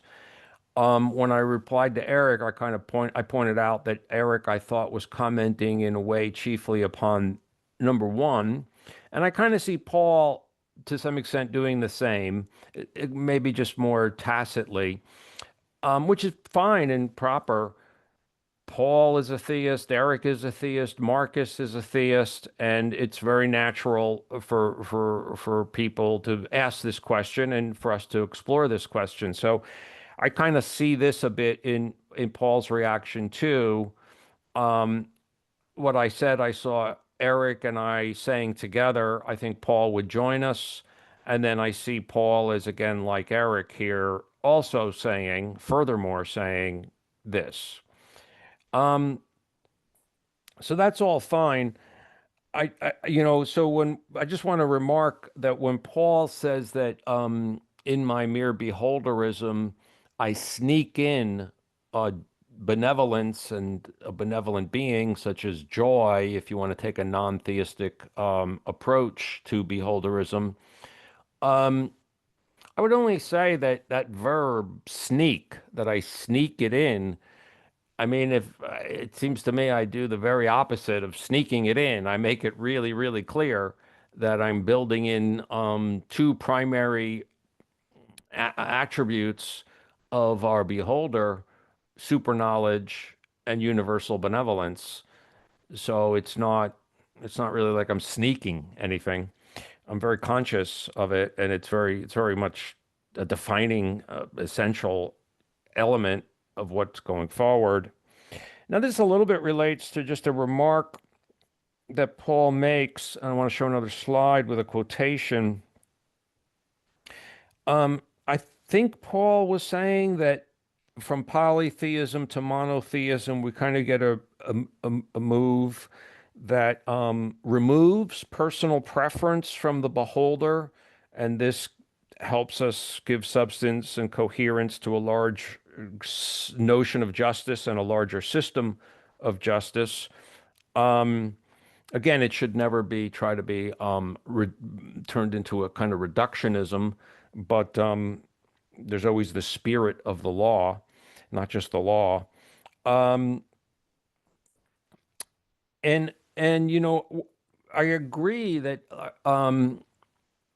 the idea here is to try to remove preference by the beholder of Jane over John. I mean, there might be reasons that he or she, the beholder, prefers Jane over John, but they are not, they're not because Jane's the beholder's sister, right? It's not that kind of thing. It's something that, is more universalizable, and general. So there is that idea of removing personal preference, but it's not removing. I just want to say, like, it's not as though we're trying to remove preference from the beholder. In fact, benevolence is the dominant preference, and a universal benevolence, whatever that means. That's a very wide open expression, but clearly we have some notions about what would be benevolence and what wouldn't be benevolence. And so this quote from Smith came to mind. Benevolence may perhaps be the sole principle of action in the deity, and there are several not improbable arguments which tend to persuade us that it is so. It is not easy to conceive what other motive an independent and all-perfect being who stands in need of nothing external and whose happiness is complete in himself can act from. So you kind of see Smith very explicitly here, and also clearly throughout TMS, building or assuming or attributing universal benevolence to the highest sense of the impartial spectator. So there is still preference in the beholder, but it's not so much a preference between two different people, but a preference between this state of affairs and that state of affairs, which different actions may give rise to, and hence, different approval or disapproval of actions. So that's all. Thank you very much, sir. I appreciate your comment. I hope we have an opportunity to converse about this. And thank you. Take care. Bye-bye. Okay, welcome back. I've got all of the different respondents here with Dan, who made the original comments. And so we're going to have a conversation for some time just about what was said back and forth, try to figure out where the points of agreement, points of disagreement lie, and see what we can pull out of it. I wanted to bring up two themes that sort of came up in the respondents' comments and see what all of you think about them. Well, on the first one, there's probably going to be more agreement between the four of us, and on the second one, maybe a little bit more disagreement. So the first one is this theme that especially was brought up in Paul's response about the relationship between what we sometimes call modernity and beholderism, and that there seems to have been over the past 300, 400, 500 years, a recession of beholderism that it seems to be bursting at the seams to come out again. Right. And so figuring out a little bit why that's the case. So Dan brought up a ton of advantages of beholderism in his initial video, but there definitely seem to be some disadvantages to beholderism as well that make us shirk away from it or make us allergic to it in the modern era for whatever reason. And it's also possible that these disadvantages and the advantages as well shift in their severity over time, such that there might be a time period where we want to put beholderism on the shelf to take it off later again. So what could these disadvantages be? Well, Erik brought up in his response the wars of religion, right? If there's a serious disagreement about God's character or the relevant beholder's character, then just saying, well, this is what I think joy would recommend, or this is what I think God would recommend, is not going to serve as a coordinating mechanism between our various groups. So you end up with religious schisms and then national schisms and wars over things like this. So it's a question, I guess, as well, whether a religious schism is a symptom or a cause of this disadvantage or this weakness in beholderism. So we split into two churches because we can't agree on how God would want us, or how the Holy Spirit would want us to interpret this text, or because we disagree, we end up with all of these other disagreements and difficulties over time. And I think that these experiences with the disadvantages of beholderism can give these kinds of philosophies, virtue ethics or beholderism or things like that, a bad reputation such that one thinks that beholderism must be categorically rejected, that it in itself is a bad and must be replaced by something that doesn't include a beholder in it. We replace the beholder with rules of efficiency or maximization or strict categorical imperatives and things like that. And one thing that I noticed in a different project that I was working on, that I actually caught Paul in his video making this, I'm not going to call it a mistake, but leaning into this sort of linguistic trap, which is that the word arbiter, right? It used to just mean someone who is a judge. And one of the words that we have today that we use as a pejorative is arbitrary, right? Oh, so Paul was talking about Jordan Peterson doesn't want people to think that the frame that constructs the world is arbitrary. But if you go back down into the roots of that word, that means from someone's judgment. So when we say that something is bad because it's arbitrary, we're almost leaning into this idea that, oh, well, that's bad because that kind of judgment is bad because someone just came up with it, right? They didn't base it on any rules or any framework or something like that. But today, of course, we have arbitration, where you try to resolve a situation by referring to someone, an arbiter who's going to solve this situation for us. So what is it in our history that has led us to say that arbiters are bad, right? Or not to be trusted in some way. And getting away from that and rules and modern Enlightenment philosophy and stuff, Paul called that the convenient reductions of modernity. But it seems like that also gives me the image that in modernity, we were sort of sitting back on the couch, just like letting all of these philosophies just do all our work for us, in a sense. And so we feel like we've come up at the edge of that for whatever reason. I'm not entirely clear what the reason is, why it's happening in 2025 as opposed to 1925. Maybe it did happen in 1925, but why is it happening today? And what's coming next? It's not clearly going to be good. That's also kind of what Erik brought up. The wars of, are we going to just have another wars of religion? So now that we're back in beholderist land, like are we now going to be more simpatico with one another? That's not necessarily clear. And so that sort of brings me to the other theme of the conversation that we had, which is joy versus God, right? Is there something in the mere beholderism that Dan is recommending means you need to have some sort of joy, some sort of being who you understands sentiments or opinions about things are what you ought to conform your own to, even if that being does not exist. That's just the framework that we talk in, versus there actually being some sort of universally benevolent beholder that looks on and over the whole world, over which he is not only creating but actively involved in, possibly in some way. And so one thing that Paul brought up in his video that Dan objected to in the response was that Paul said that Dan snuck in benevolence. So I wonder if Paul could explain what he means by sneaking in benevolence there. Well, So yeah, that's what I got. So you guys go ahead and talk about all that stuff. perhaps sneak wasn't the best word. I think actually when I listened to Erik's response, there's a mate. So you asked a little bit about Estuary, and so Estuary is sort of the in-person aspect of my group. This little corner of the internet is sort of the online aspect of my group. And a fierce debate continues over between sometimes what people pose as infernalism and universalism. And the heart of that debate is a question about what are the mechanisms by which human beings are perfected? And is it the case that all human beings will at some point be perfected?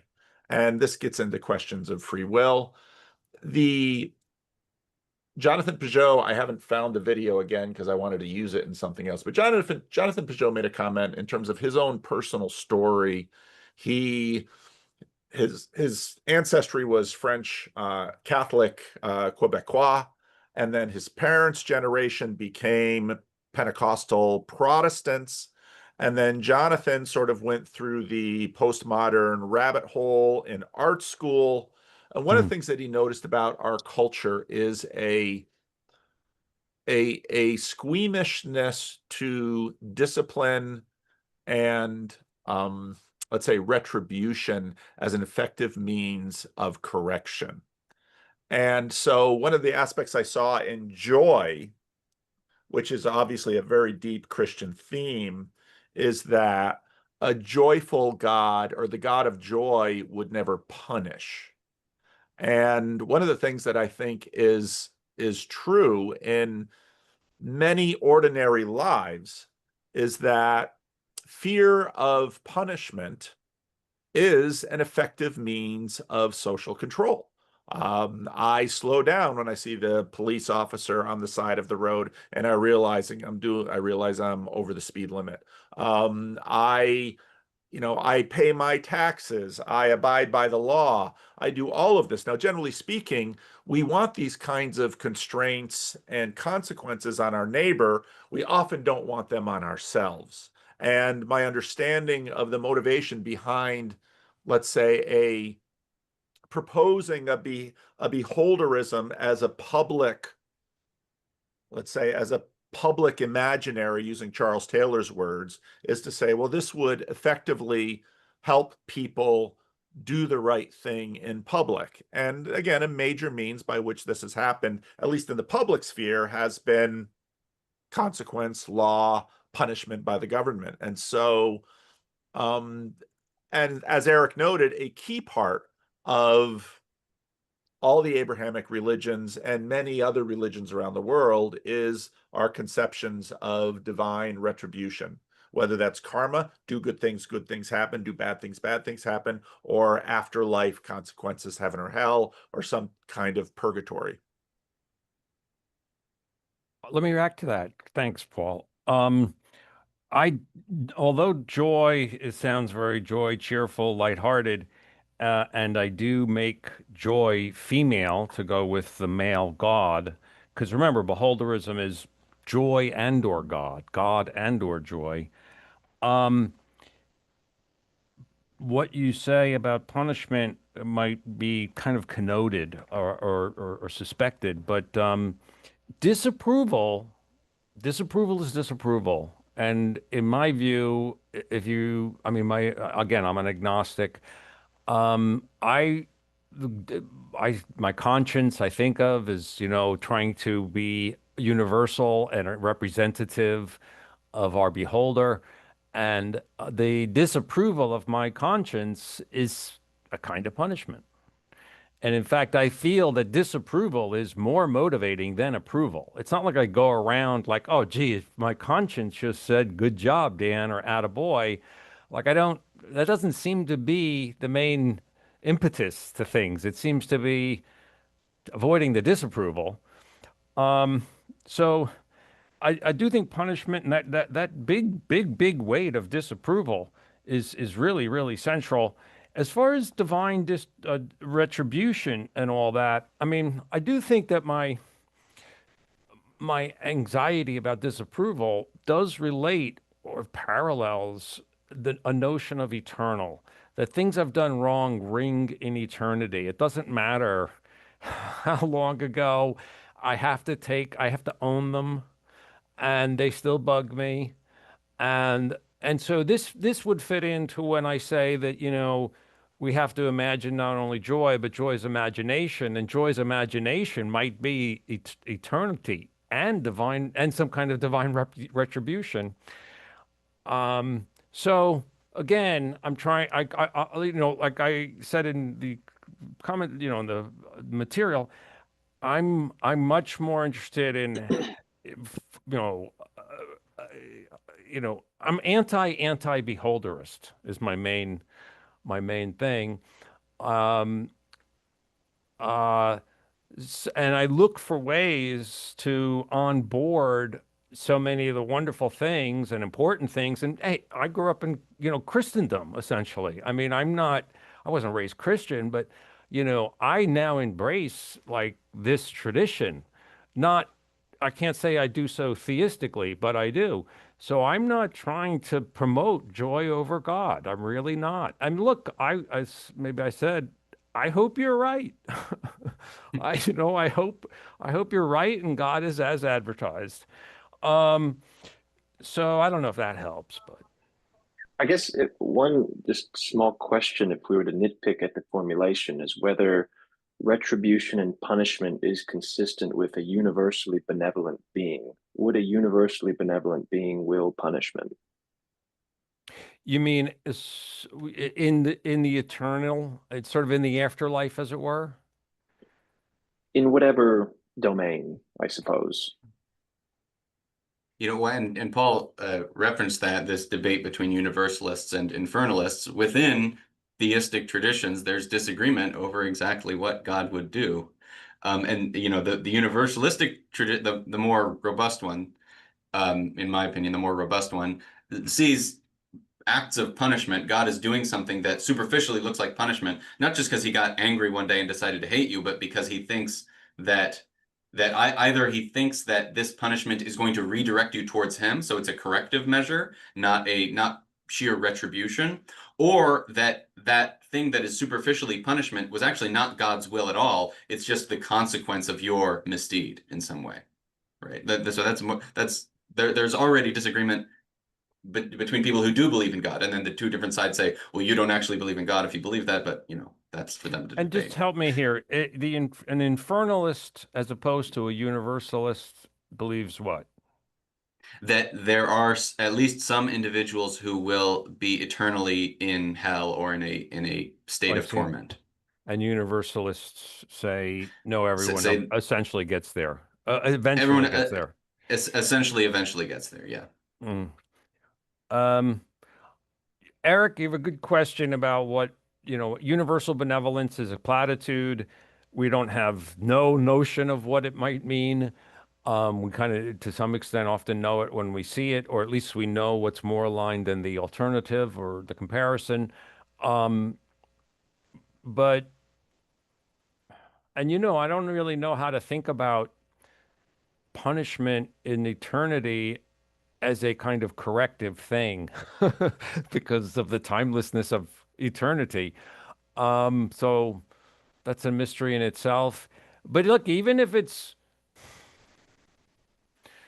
see, the thing with this Imagine Joy and her imagination move is that you can think about an imagined eternity, or even an imagined punishment. But, our consciousness is the empire of imagination. So just call it, just because it's like imagined stuff doesn't mean that it's weighty or something to take to heart. It's, yeah.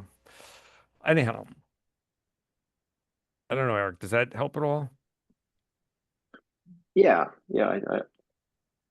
I don't know if it's it's they're deep waters, so Hmm. it's Hmm. not something maybe that you could answer without long meditation and reflection and thought. But Hmm. the word benevolence to me just has a different kind of connotation than I think maybe it did in the 18th century when the phrase universal benevolence was No, I guess put another way, forward. I think in other words, I think the term benevolence was more capacious than it now is. yeah, yeah, and of course we're 18th century men, I like to think, or aspire to be. Um, but I suppose another possible way to go in response to your question is like is to say, to separate you, the soul, and you, the kind of walking, talking person, or whatever you want to call it, um, and that the punishment is visited upon the person, and somehow this is actually good for the soul. You, the soul, you know what I mean? Like Yeah, you got yeah. to be No, no, cruel to be kind, kind of thing. no, that makes sense. I mean, it's the idea that discipline is in fact not an unmitigated bad, but in many cases a good and contributes to perfection and refinement. And if you don't discipline your children, you could be said to hate them in some sense because they grow into monsters and disrupt Yep. people in the shopping mall and grow up into hooligans and ruin their lives and the lives of those around them and so forth. Hmm. Hmm. Now, one thing that I just noticed is so to me, the real question is, I understand why the joy that Dan Klein is proposing is a beholder who is supposed to be universally benevolent, but I don't see why mere beholderism implies benevolence exactly, right? Why could I not have a universal beholder that glorifies destruction and strength and war and things like that? And so the difference then between a mere beholderism and the belief in an actual existing God also relates to the personalism of it, the fact that we're thinking of this as an actual person who I might interact with. And so most of the religious stories are saying we're learning the character of this being through actual interactions with them, right? Through actual encounters between man and God in various moments, you learn his character and then try to relay that character through the law or through certain experiences that you bring other people to church, and then they see something, and then they meet God actually in some direct way, right? And that's the way that you actually learn about God's character. So someone might hear that someone had an encounter with God and that he was benevolent and believe that, and then have that form their conception of joy. But to actually have got that information into the information space requires an encounter with another real being.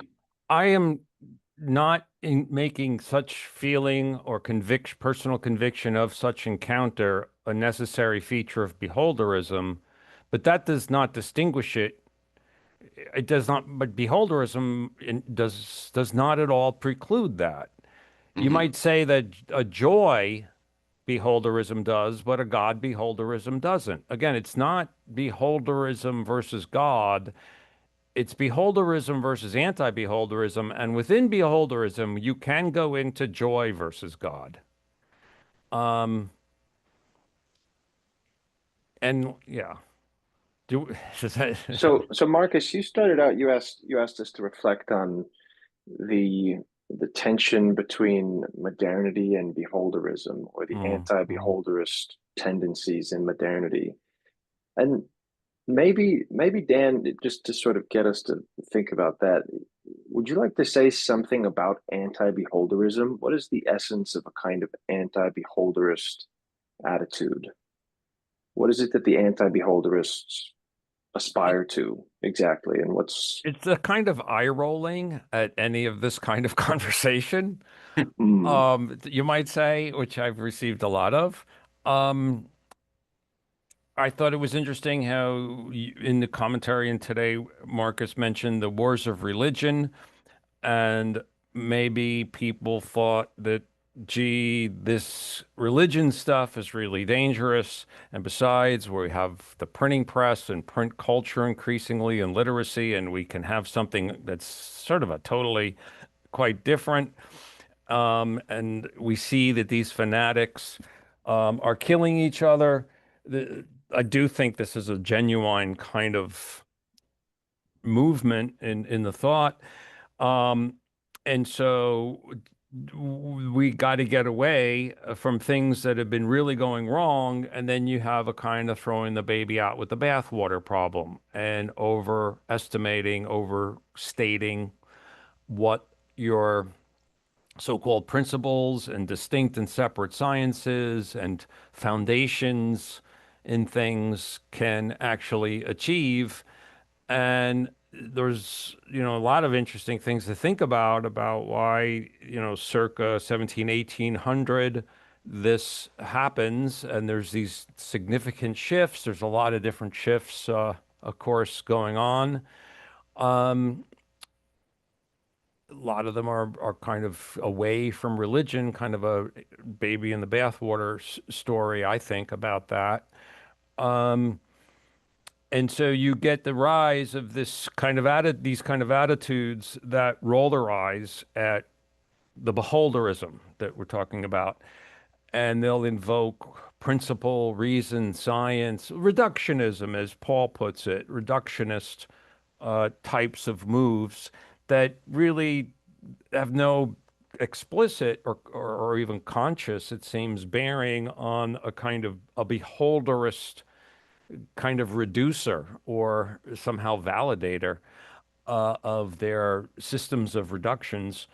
Um, and two further points. One, I think that actually people are kind of instinctively beholderist. It's just that we, for example, are more conscious and candid about it, and even positive about it, than others. Um, and then the other point I want to make is I think that the promises didn't, pay off. The claim, they didn't. The foundationalist type aims,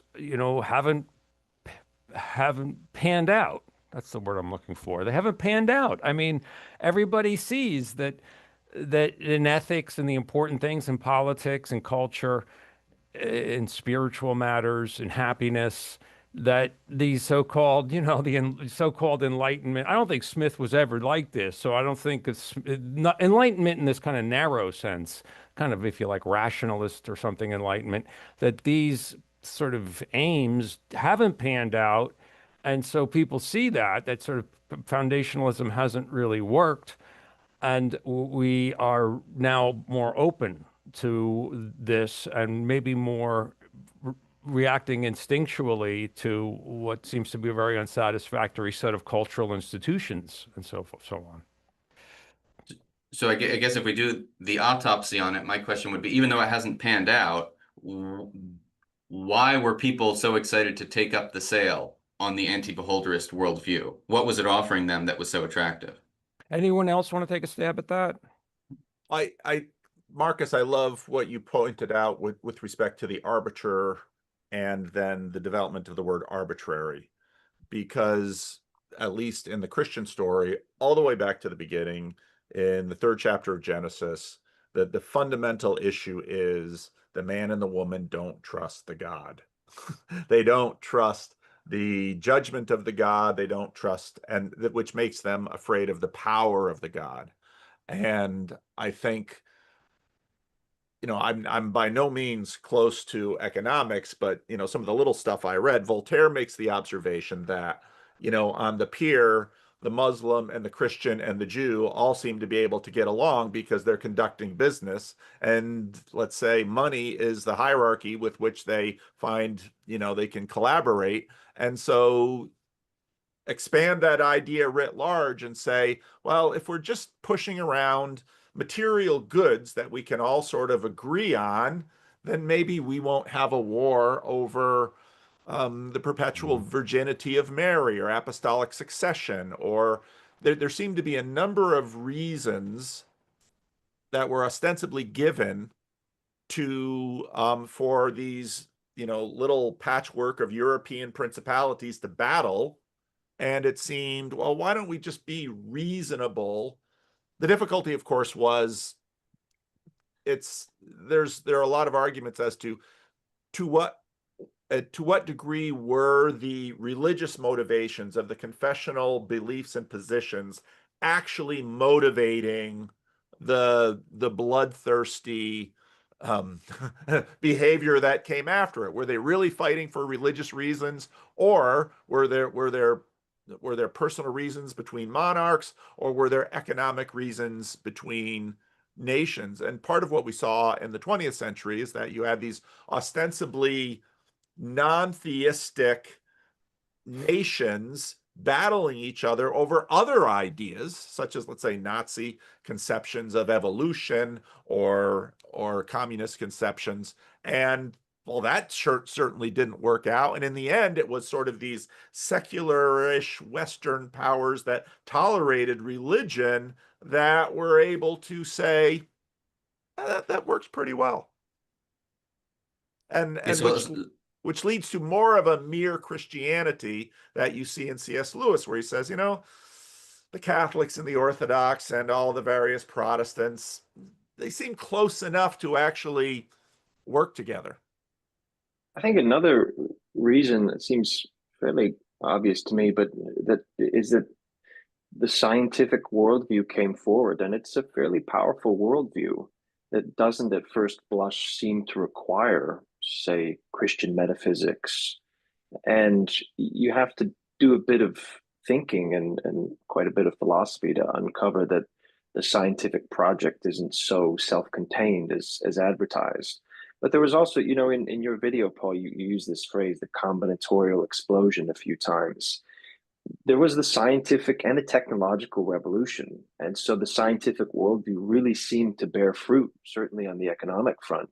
There were massive technological changes, and some of these in some quarters were associated with overturning some traditional religious dogmas. So I think the enthusiasm is natural in some sense, and it also joined for a time with religious enthusiasm. The English Newtonians, for example, they saw in the coming of the new science and the Newtonian physics the coming of the millennium.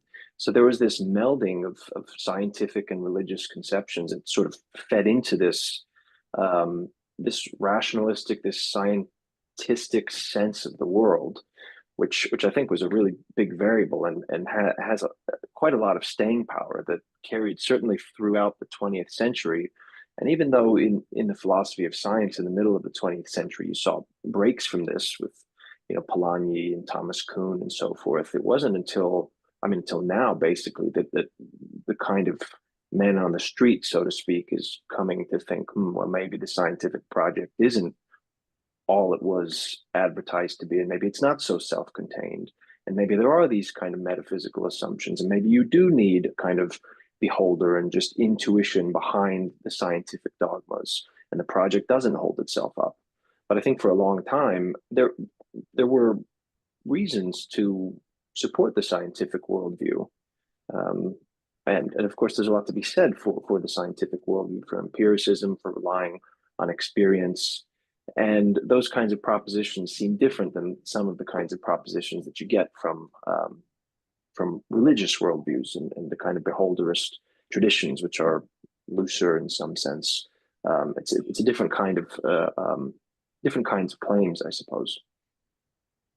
And you can see someone like Pascal's raising the alarm right at the beginning when he sees Descartes is trying to introduce some stability to our conceptions about the world outside of us and the nature of God and such like that. But then he goes, well, once you subjected God to your stable, consistent system, you've sort of lost all the juice, or you've lost all the actual God out of it, right? And Pascal notices that right off the bat, and people go, well, we're still pretty comfortable. We like what Descartes did, so we're just going to continue on with that in the future. But so I guess you could say Pascal's prophecies have come out to be true. One other thing that I've been thinking about a lot in the last couple years with Curtis, who I've been working on some papers with related to this, that I'm realizing exactly now how it relates to the beholderism or anti-beholderism conversation, which is when you're organizing in some sort of firm or a nation or a church or any group of people that are going to be performing some task together. In economics, we already have a bunch of theories about, well, how would you want to organize that organization? Would you have rules? Would you have contracts? Or would you have a hierarchy or appointments of different people that are in charge of different things? And when talking about the costs of, or the relative inefficiencies of having a hierarch, the things that get brought up is, oh, well, principal agent problems. What if whatever that hierarch's interests are not aligned with the interests of the entire group, right? Or information problems. What if that hierarch is actually not aware of all of the local knowledge that the people on the ground have? So as opposed to contracts where, oh, well, we have clear rules for how everyone's going to respond to every situation. But if those contracts are incomplete and some novelty shows up where we don't know how to respond to that situation, then you can be lost and totally chaotic and starving for a hierarchy in an emergency situation. So basically what I'm suggesting is in economics, there's already somewhat of a framework for comparing the relative costs of beholderism or anti-beholderism being rules and contracts and strict consistent frameworks to understanding things that you can talk about the trade-offs between them, why you would lean towards one or why you would lean towards the other. So that's completely open-ended. I guess you could start investigating history, see are there rises or falls in beholderist worldviews based on what's more what in which ways it's more easy to organize. I started reading this book last night that our friend Jacob Hall recommended about the golden age of the Roman Empire. And they have this notion that, oh, well, we've figured out all of these different things of the world. We have the most goods we ever needed. And now we're kind of bored, or we don't know, there's this anxiety about what's going to happen next week, such that we don't know if we're going to be able to respond to it properly. We think we reached the end of the world, but Marcus Aurelius is lonely, but he's on top of everything. He doesn't know actually how to understand this world that he's a part of, even though he's regularized it and understands it, and he can get everything that they conceivably thought that someone could get. So that's where my thoughts are going to be in the next 10 years, I guess. One quick reaction I had to that, Marcus, when you talked about selecting between or judging between the payoffs of beholderist or anti-beholderist outlooks, you are the key actor there. So in a sense, even the attempt to adjudicate between those two still presupposes a kind of beholderism, which is one of, I think, the main strengths of Dan's beholderist, or I should say anti-beholderist approach, which is to say that anti-beholderism is a kind of illusion. And so this idea that you could adopt into or select an anti-beholderist framework it's kind of nonsense in a way. I mean, I understand what you're saying. There's a kind of emphasis on fixed rules that people understand and agree to. They know what the rules mean, and the rules are kind of self-contained enough to get by for a period of time, versus a kind of social order in which everybody has to come talk to me about what they want to do or what I want them to do. But I just think it's interesting to note that there's still, even in the kind of fixed laws, fixed rules that we all understand, there is still a latent beholderism there, and without the beholderism, the rules don't actually make any sense. Yeah. And so in McGilchrist's book, in The Master and His Emissary, that's exactly why he says the right brain is the master, right? The one that understands the whole context, that's actually experiencing things, understanding things in their particularity, that's the master. And the emissary, the left brain that takes representations and then manipulates them and makes them these stable closed systems, is supposed to serve the interests of the right brain in some way. But the modern pathology is some sort of either dominance of the left brain, or at least a disconnect between those hemispheres. I'm using his hemisphere metaphor, even though I don't understand. Yeah, if there's no return, I think the movement that he describes is right, left, right. So meaning, a sense of context, a sense of the whole is from the right brain. And then the right brain delegates tasks to the left brain. But then for the tasks to be meaningful, they have to be reintegrated with the right. But if you don't have the whole process, right, left, right, then you lose meaning, you lose reintegration. Hmm. But the left sort of in his telling attempts to co-opt and stop basically sending communications back to the right for the reintegration. Hmm. Let me That's another com principal agent problem. let me Yeah, do a bit of reactions on these comments. Um, on one thing to remember from Smith about rules is the distinction he makes between precise and accurate, which is kind of in the scientific aspiration, precise and accurate rules, with loose, vague, and indeterminate rules. And then he makes the parallel for those different types of rules of moral conduct to rules of writing. And the precise and accurate are like grammar, and the loose, vague, and indeterminate are like rules of criticism or beauty, aesthetics. And we have to remember that with that analogy, anyhow, all you get with precise and accurate is grammar. It doesn't tell you what to put on the page. It just tells you don't violate these basic rules. Um, and so even with contracts and stuff, you still have to decide what contracts to make and so forth, how to perform them, how to react to the performances given, and so on.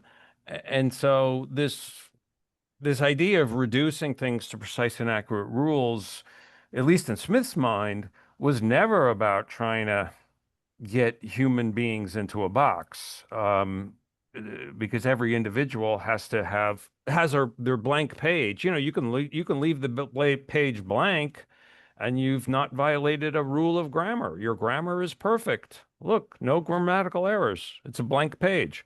But that's not a very becoming page. It's not a good page. And so everyone has that problem.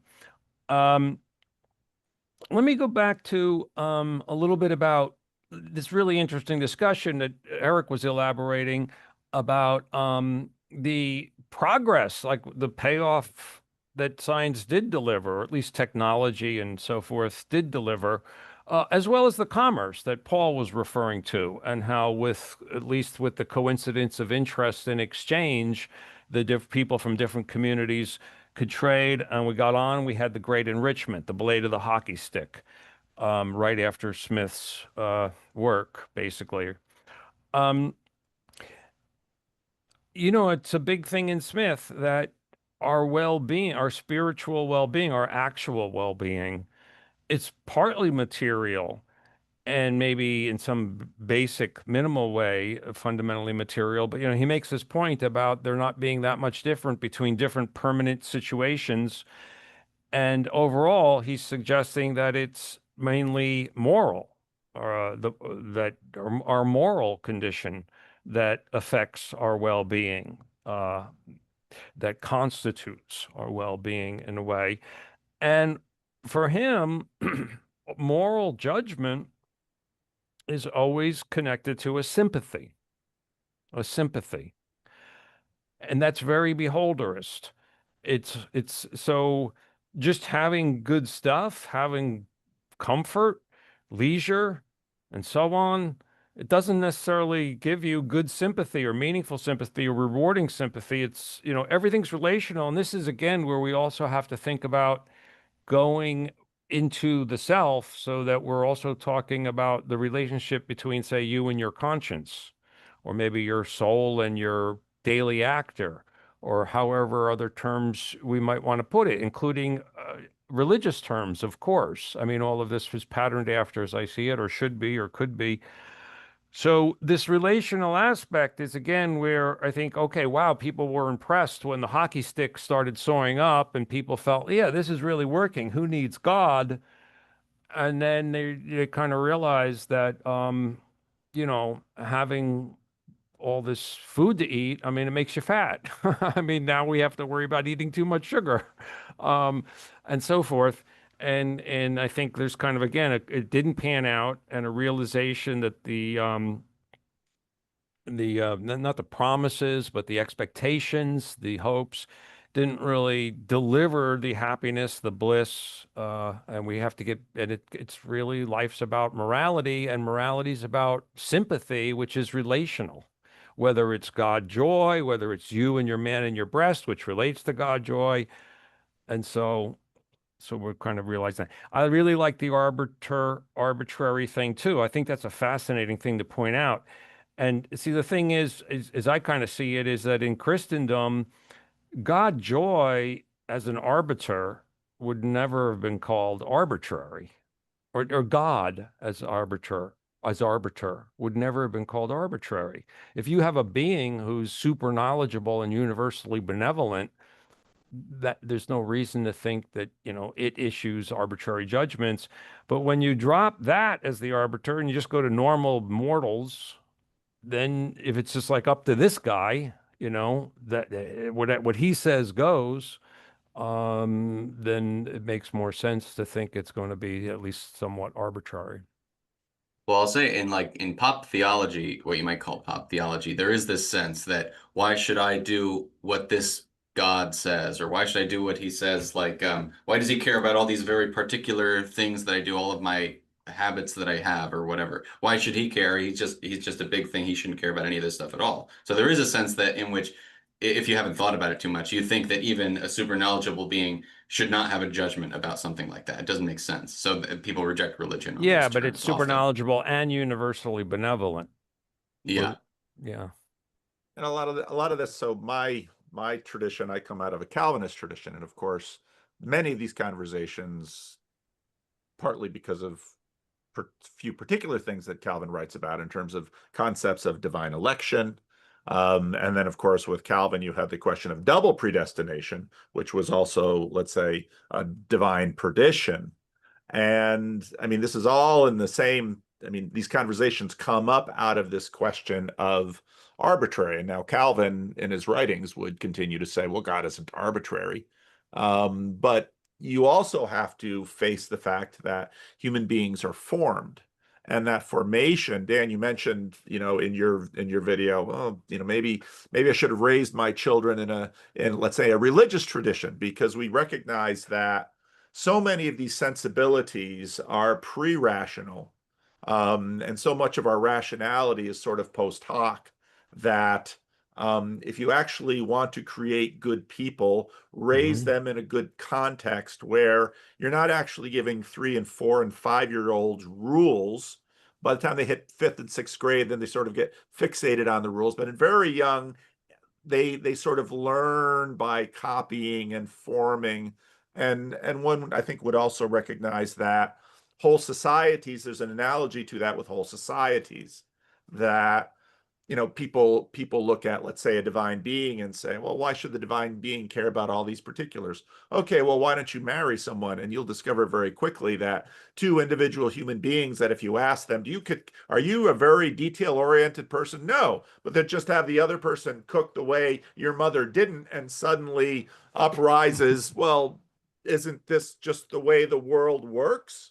And I think actually when you look at sort of the recession of modernity, post-modernity sort of shakes a bunch of things out. And then part of how I understand the rise of Jordan Peterson, and many others like him, of course, Peterson, Jung, is that there was a recognition that perhaps there may be some stable patterns in reality that go beyond simply, let's say, physics or the physical world, that dip into our relational world, where societies that practice reciprocity, and some of these other patterns, which don't seem to be necessarily tied to physics, that these societies do better in a rather rough way.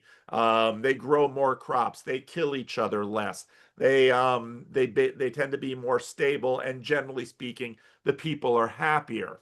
But then to get back to a John Vervaeke quote about combinatory explosiveness, in modernity, we used to think, well, there's sort of a limited range. But as the knowledge economy continued to explode, we began to realize that things get complex both down and up, and that we actually track, like Pollyanna, we track way more gets instantiated in our practices and in our habits than we would ever have life for to sort of articulate all of these things. Therefore, so much of the let's say the sedimentary cultural layers actually weigh into how people actually live than just their aspirations or their capacities to rejigger different schemes and societies.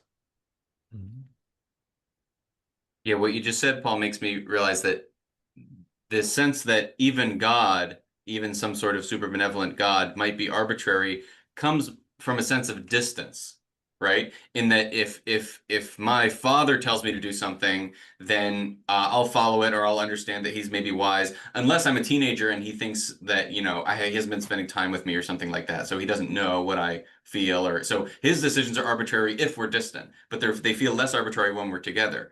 And you might think that the Reformation was this big reaction to this feeling that, well, maybe not God, the real God, is distant. He's actually present with all of us, but his representatives on earth are distant. So the Pope's judgments or the Catholic Church's judgments about what I ought to do in my particular village are very distant and are arbitrary in the pejorative sense. Right, in that they're random, they're not interested in what's happening in our local situation, and in many cases that's very much true. There are judges that make arbitrary, irrelevant, unbenevolent, anti-benevolent judgments sometimes, and the distance amplifies that sense. And sometimes people will go to the Vatican, and I'll ask them, what did that building cost? And people they're thinking about money. I'd say, well, let's see, a good bit of Germany and almost the whole English language world. That's what that building cost. And it's like, because you're exactly right. There was a distrust of the papacy. Now, of course, the papacy is happening in Italy, and they have all this different intrigue. France has its whole line, but the German princes are, why do we send all this money down to Italy? And off and off and off it goes.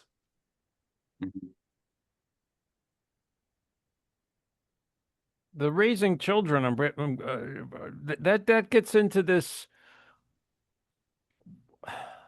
Can you, like maybe one reason mere beholderism hasn't so much been a thing. I mean, I'm not saying it's some kind of original suggestion that I'm offering, but I'm sure it's not, and I'm sure there's other things like it that I just don't know much about.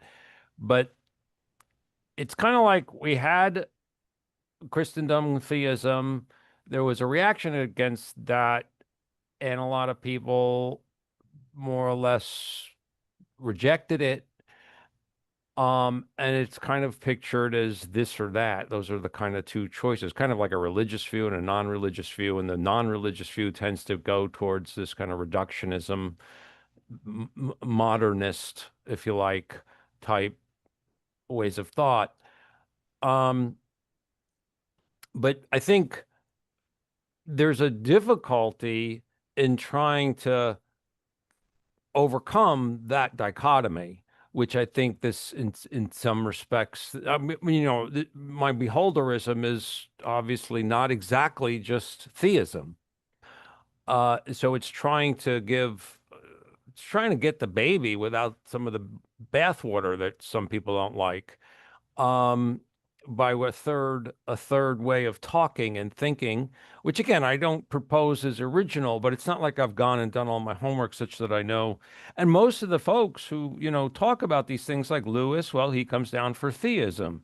And Smith, well, Smith's in between. That's one of the great, wonderful beauties. I mean, he certainly explicitly affirms theism, but there is kind of this doubt about the nature of his religiosity. There are questions about it, and I don't have a strong opinion about that myself. But I guess what I'm trying to say is I do think that there, and then there's this, when you go to someone advances, just like when Smith did, he kind of advanced this kind of could be God or joy offering. It turns into God versus joy. And that kind of then derails it as an alternative to modernism, if we want to use that term for this kind of, later, more reductionist approach. Anyway, so, what do you do? And it's very hard. You have to have these words, like God joy as an expression, like beholderism as an expression, um, and so forth. And to try to explain why you're using all these new words or odd words, and especially all their distinctions and subtleties to, just as Paul said, children who react instinctually, relationally to life and the world. Um, you just more want to get them into a pattern of thought that, you know, dovetails, glide paths into these good, healthy, beholderist, if you will, patterns of thought, it seems to me. And so I do kind of think it was unfortunate that I was not raised religiously. I mean, I'm kind of working my way back to, a kind of religious pattern, if you will. Anyway, those are some rambling thoughts. I think with children, the the moral psychology and the motivation point becomes interesting, and maybe Yeah. challenges the feasibility of the so-called third way. Um, I think about this Yeah. sometimes with my own children. If I were to just phone it in, if I were to, deep down not really affirm the religious convictions that I try to impart in my children, I have the sense that they would be able to tell in relatively short order.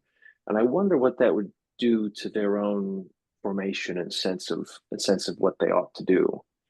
So I just wonder, as a kind of, I mean, I think there's a reason why it's so challenging to advance this third way between the either Mhm. or for psychological and motivational reasons. And I don't have so much to say about that, but just to observe from my own children, and a few, just anecdotes and things that I've seen in other children who grow up and whose parents try to instill religion in them but aren't actually that committed themselves. It doesn't really seem to land in the same way. I In understand. other, yeah, And religious communities study this stuff like crazy, obviously, because part of the point of the religious community is to perpetuate their structure, their beliefs, all of that through time. In my case, it's very interesting. I'm a third generation minister. I remember my grandparents well. I remember that generation well. I remember, obviously, know my parents' generation very well. And now I see I'm old enough now to see a generation under me. Religious communities also struggle with exactly what can be perpetuated over time. There've been tremendous changes from my grandparents' generation to my generation, even in a system that has, dogmatic confessions that are sort of held there. But the way they're applied, the way, and of course, technology has a big piece of this. My grandmother had this delightful story of going to church towards the beginning of the 20th century. She goes to the church and she's wearing flesh-colored stockings, which was a technological innovation. And an elder in the church stops her and says, it's not appropriate for a young lady to come to church without stockings on.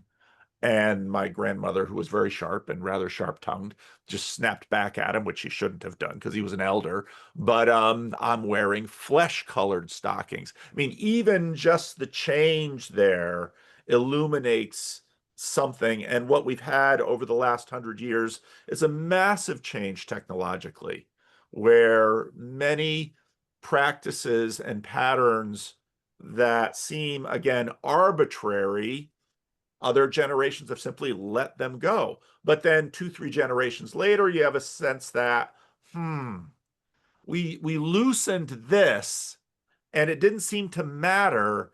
But 2 or 3 generations later, it does seem to matter. So, but yet there are other things. And of course, one of the great innovations that happens with Calvinism is capitalism, where now you can, relaxation of usury laws and Calvin's distinction between lending for profit and lending for need. So, I mean, this is what religious communities wrestle with. The advantage that religious communities tend to have, though, is they limit the number of variables as you go through time. And you also tend to have a more cohesive group of people within the conversation.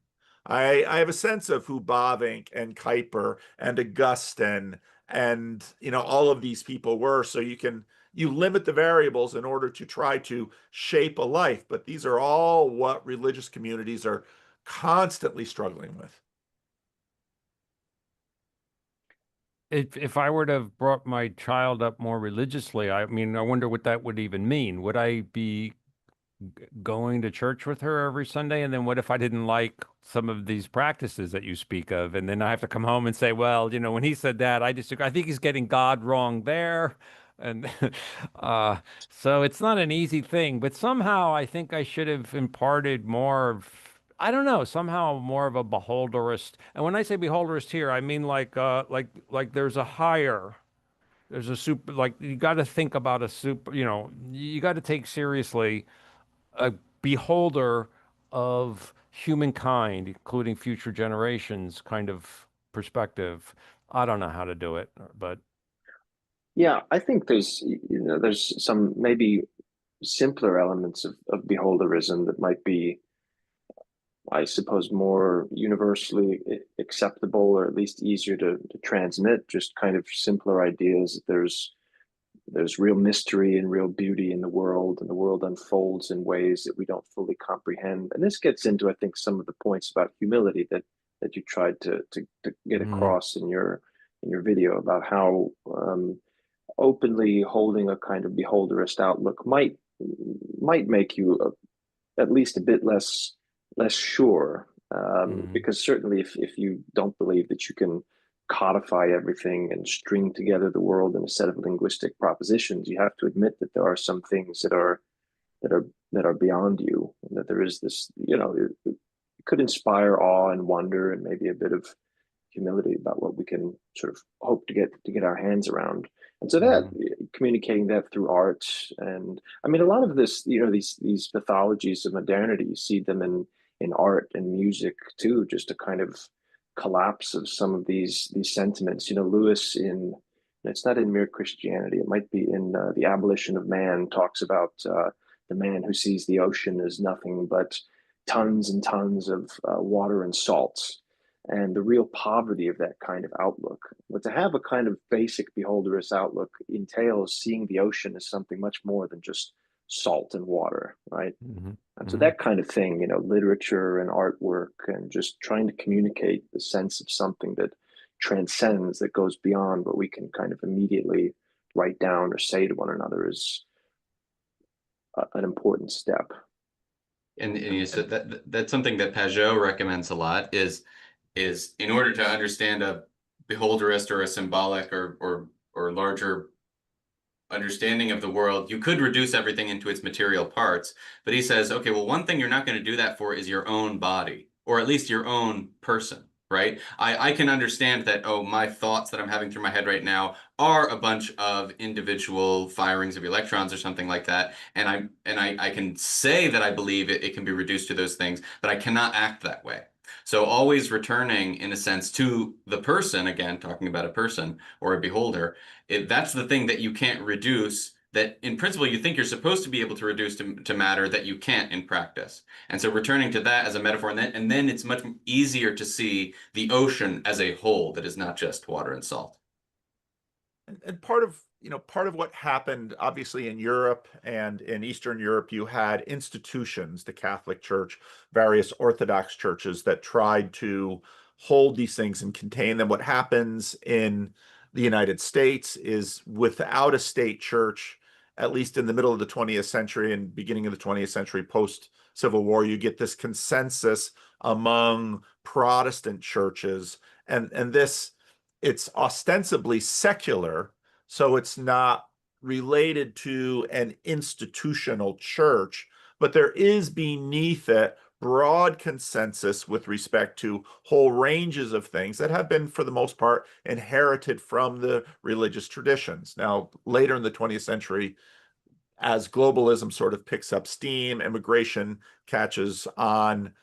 Where are the boundaries of this secularism? And I think that's a big part of where we're at now, where a limited pluralism of mostly Western European Protestant consensus was able to give an implicit beholder that people could agree on. We could disagree on baptism and disagree on a whole range of things, but we had a working definition. And part of what we're wrestling with now is, well, how do you include? I mean, it was Protestant and then Catholic Jew. It's a fairly easy reach. But now Muslim, Buddhist, Hindu, and of course, many who have developed other ideas in terms of, let's say, the anti-beholderist ideas. And I think part of why we're sort of starting to shrink back from that is nihilism sort of set in, and people began to realize not only doesn't that work between myself and my neighbor, it also doesn't work inside of me. Absolutely. We're discovering that there's all these rules under the rules that we have been taking for granted, culturally, institutionally, and so forth. Yeah. Yeah, so I guess we've been going about an hour, so I'll say we could wrap up in the next few minutes if anybody wants to add any concluding thoughts. I think that theme of, what's going to happen next as beholderism sort of starts to take hold of people, people start to realize that they need to have a sense of what some higher being, whether it exists or not, would judge of their character. If we have our pulse on the culture, what direction is that going to go? So, but any other closing comments that people want to have? I guess we could start with Erik, if you want to go. Well, I don't know. I think the future is religious and the past was religious. I think artificial intelligence is bringing to the fore a lot of interesting conversations about identity and consciousness and the sources of ethical meaning that will and have yielded some important conversations. As far as where beholderism is headed, I do think that the house and the rooms bit from Mere Christianity is something to return to. I think beholderism, as Dan said, kind of pushes us onto the property, maybe not in the house, but onto the property, and we need to figure out, which building to enter and which room to settle down in. So I think that's kind of the spirit of Dan's project, which I embrace, and I think the challenge is going to be inviting people into different kinds of rooms and having people move from this kind of, okay, anti-beholderism is bad, to beholderism might be something good, to how can I actually sustain this broadly beholderist outlook? It's not sufficient just to be on the property. I have to fill the page, so to speak. So I don't know precisely what that looks like going forward. Like I said, I think the future is religious. There are many young people now who seem to be recognizing that religion is not going anywhere and exploring new kinds of religious traditions, or old kinds of religious traditions for that matter. So those are some thoughts. Okay, Paul, any closing thoughts? I'd agree with that. I think the future is religious, but I think we're going to continue to see the evolution of the dominant religious traditions. When John Vervaeke when I began talking to him about 5-6 years ago, he was talking about the religion that's not a religion, talking about ecology of practices. And my pushback on him was basically his combinatorial explosive claim that none of us are anywhere smart enough or aware enough or live long enough to actually address all of the intricacies of life. And what the benefit that these legacy religions offer is that a whole bunch of things are set. They're not perfect, but they're set. And as I watch even conservative religious groups go through time, I find they're usually fixed on their attention are fixed on certain points, but so much else is changing underneath them that they're simply not aware of, let's say, how different my grandparents' generation is from my children's generation, partly dictated because of science and technology, economics, lifestyle, population, globalization, all of these things. And so I think the good bets continue to be on these legacy religions that are moving through time, but they are also going to be in conversation with each other. And I think as modernity recedes, I think religious people are going to begin to appreciate some of the peace and stability that secularity tended to offer. So I suspect we will see new forms of secularity that perhaps are more consciously informed by the legacy religions. I hope you're right. I hope you're right, Paul, and that all of those rooms open up and flourish. I was thinking just now a little bit about this Lewis's hallway, and then the proceeding from the hallway to the rooms metaphor. And Erik spoke of it as Dan's project. It's not my project. Now that I think about it, I'm just trying to be a good doorman or a good porter. Really, I'm just trying to like help people get to your room, Paul, or your room, Erik, or your room, Marcus, and many, many other rooms. Just in terms of the future, predictions are hard, especially about the future. And one point of optimism is that I don't think that the if you will, the modernists or the reductionists or the anti-beholderists, I don't think they have much clout personality-wise. I mean, they just don't have leaders. Look at academia. There's no leaders of economics anymore. There's no thinkers. There's no one who anyone really cares at all about. And meanwhile, there's the people that Paul has been mentioning, like Vervaeke and Peterson and McGilchrist and so on. And so this is a cause for hope, because this goes back to personality and sympathy and judgment. So, it ain't, we're not dead yet. uh, so, tomorrow is another day, as what was her name put it? The character? O'Hara. Anyhow, from Gone with the Wind, what's her name? What was the character's name? I forget. We should know Scarlett. that. Scarlett O'Hara. Thank Only you. the old guys will know that. Yeah, Scarlett O'Hara. Yeah. Tomorrow is another day. Yeah, but I knew the Yogi Berra joke that you made. But okay, well, thanks guys. This was a lot of fun. I think this was really interesting and brought together a lot of cool stuff, and I hope other people also find it interesting. So until next time, thanks everybody. Thank Thanks, you. Marcus. Thank you, Marcus. Thank you, Marcus.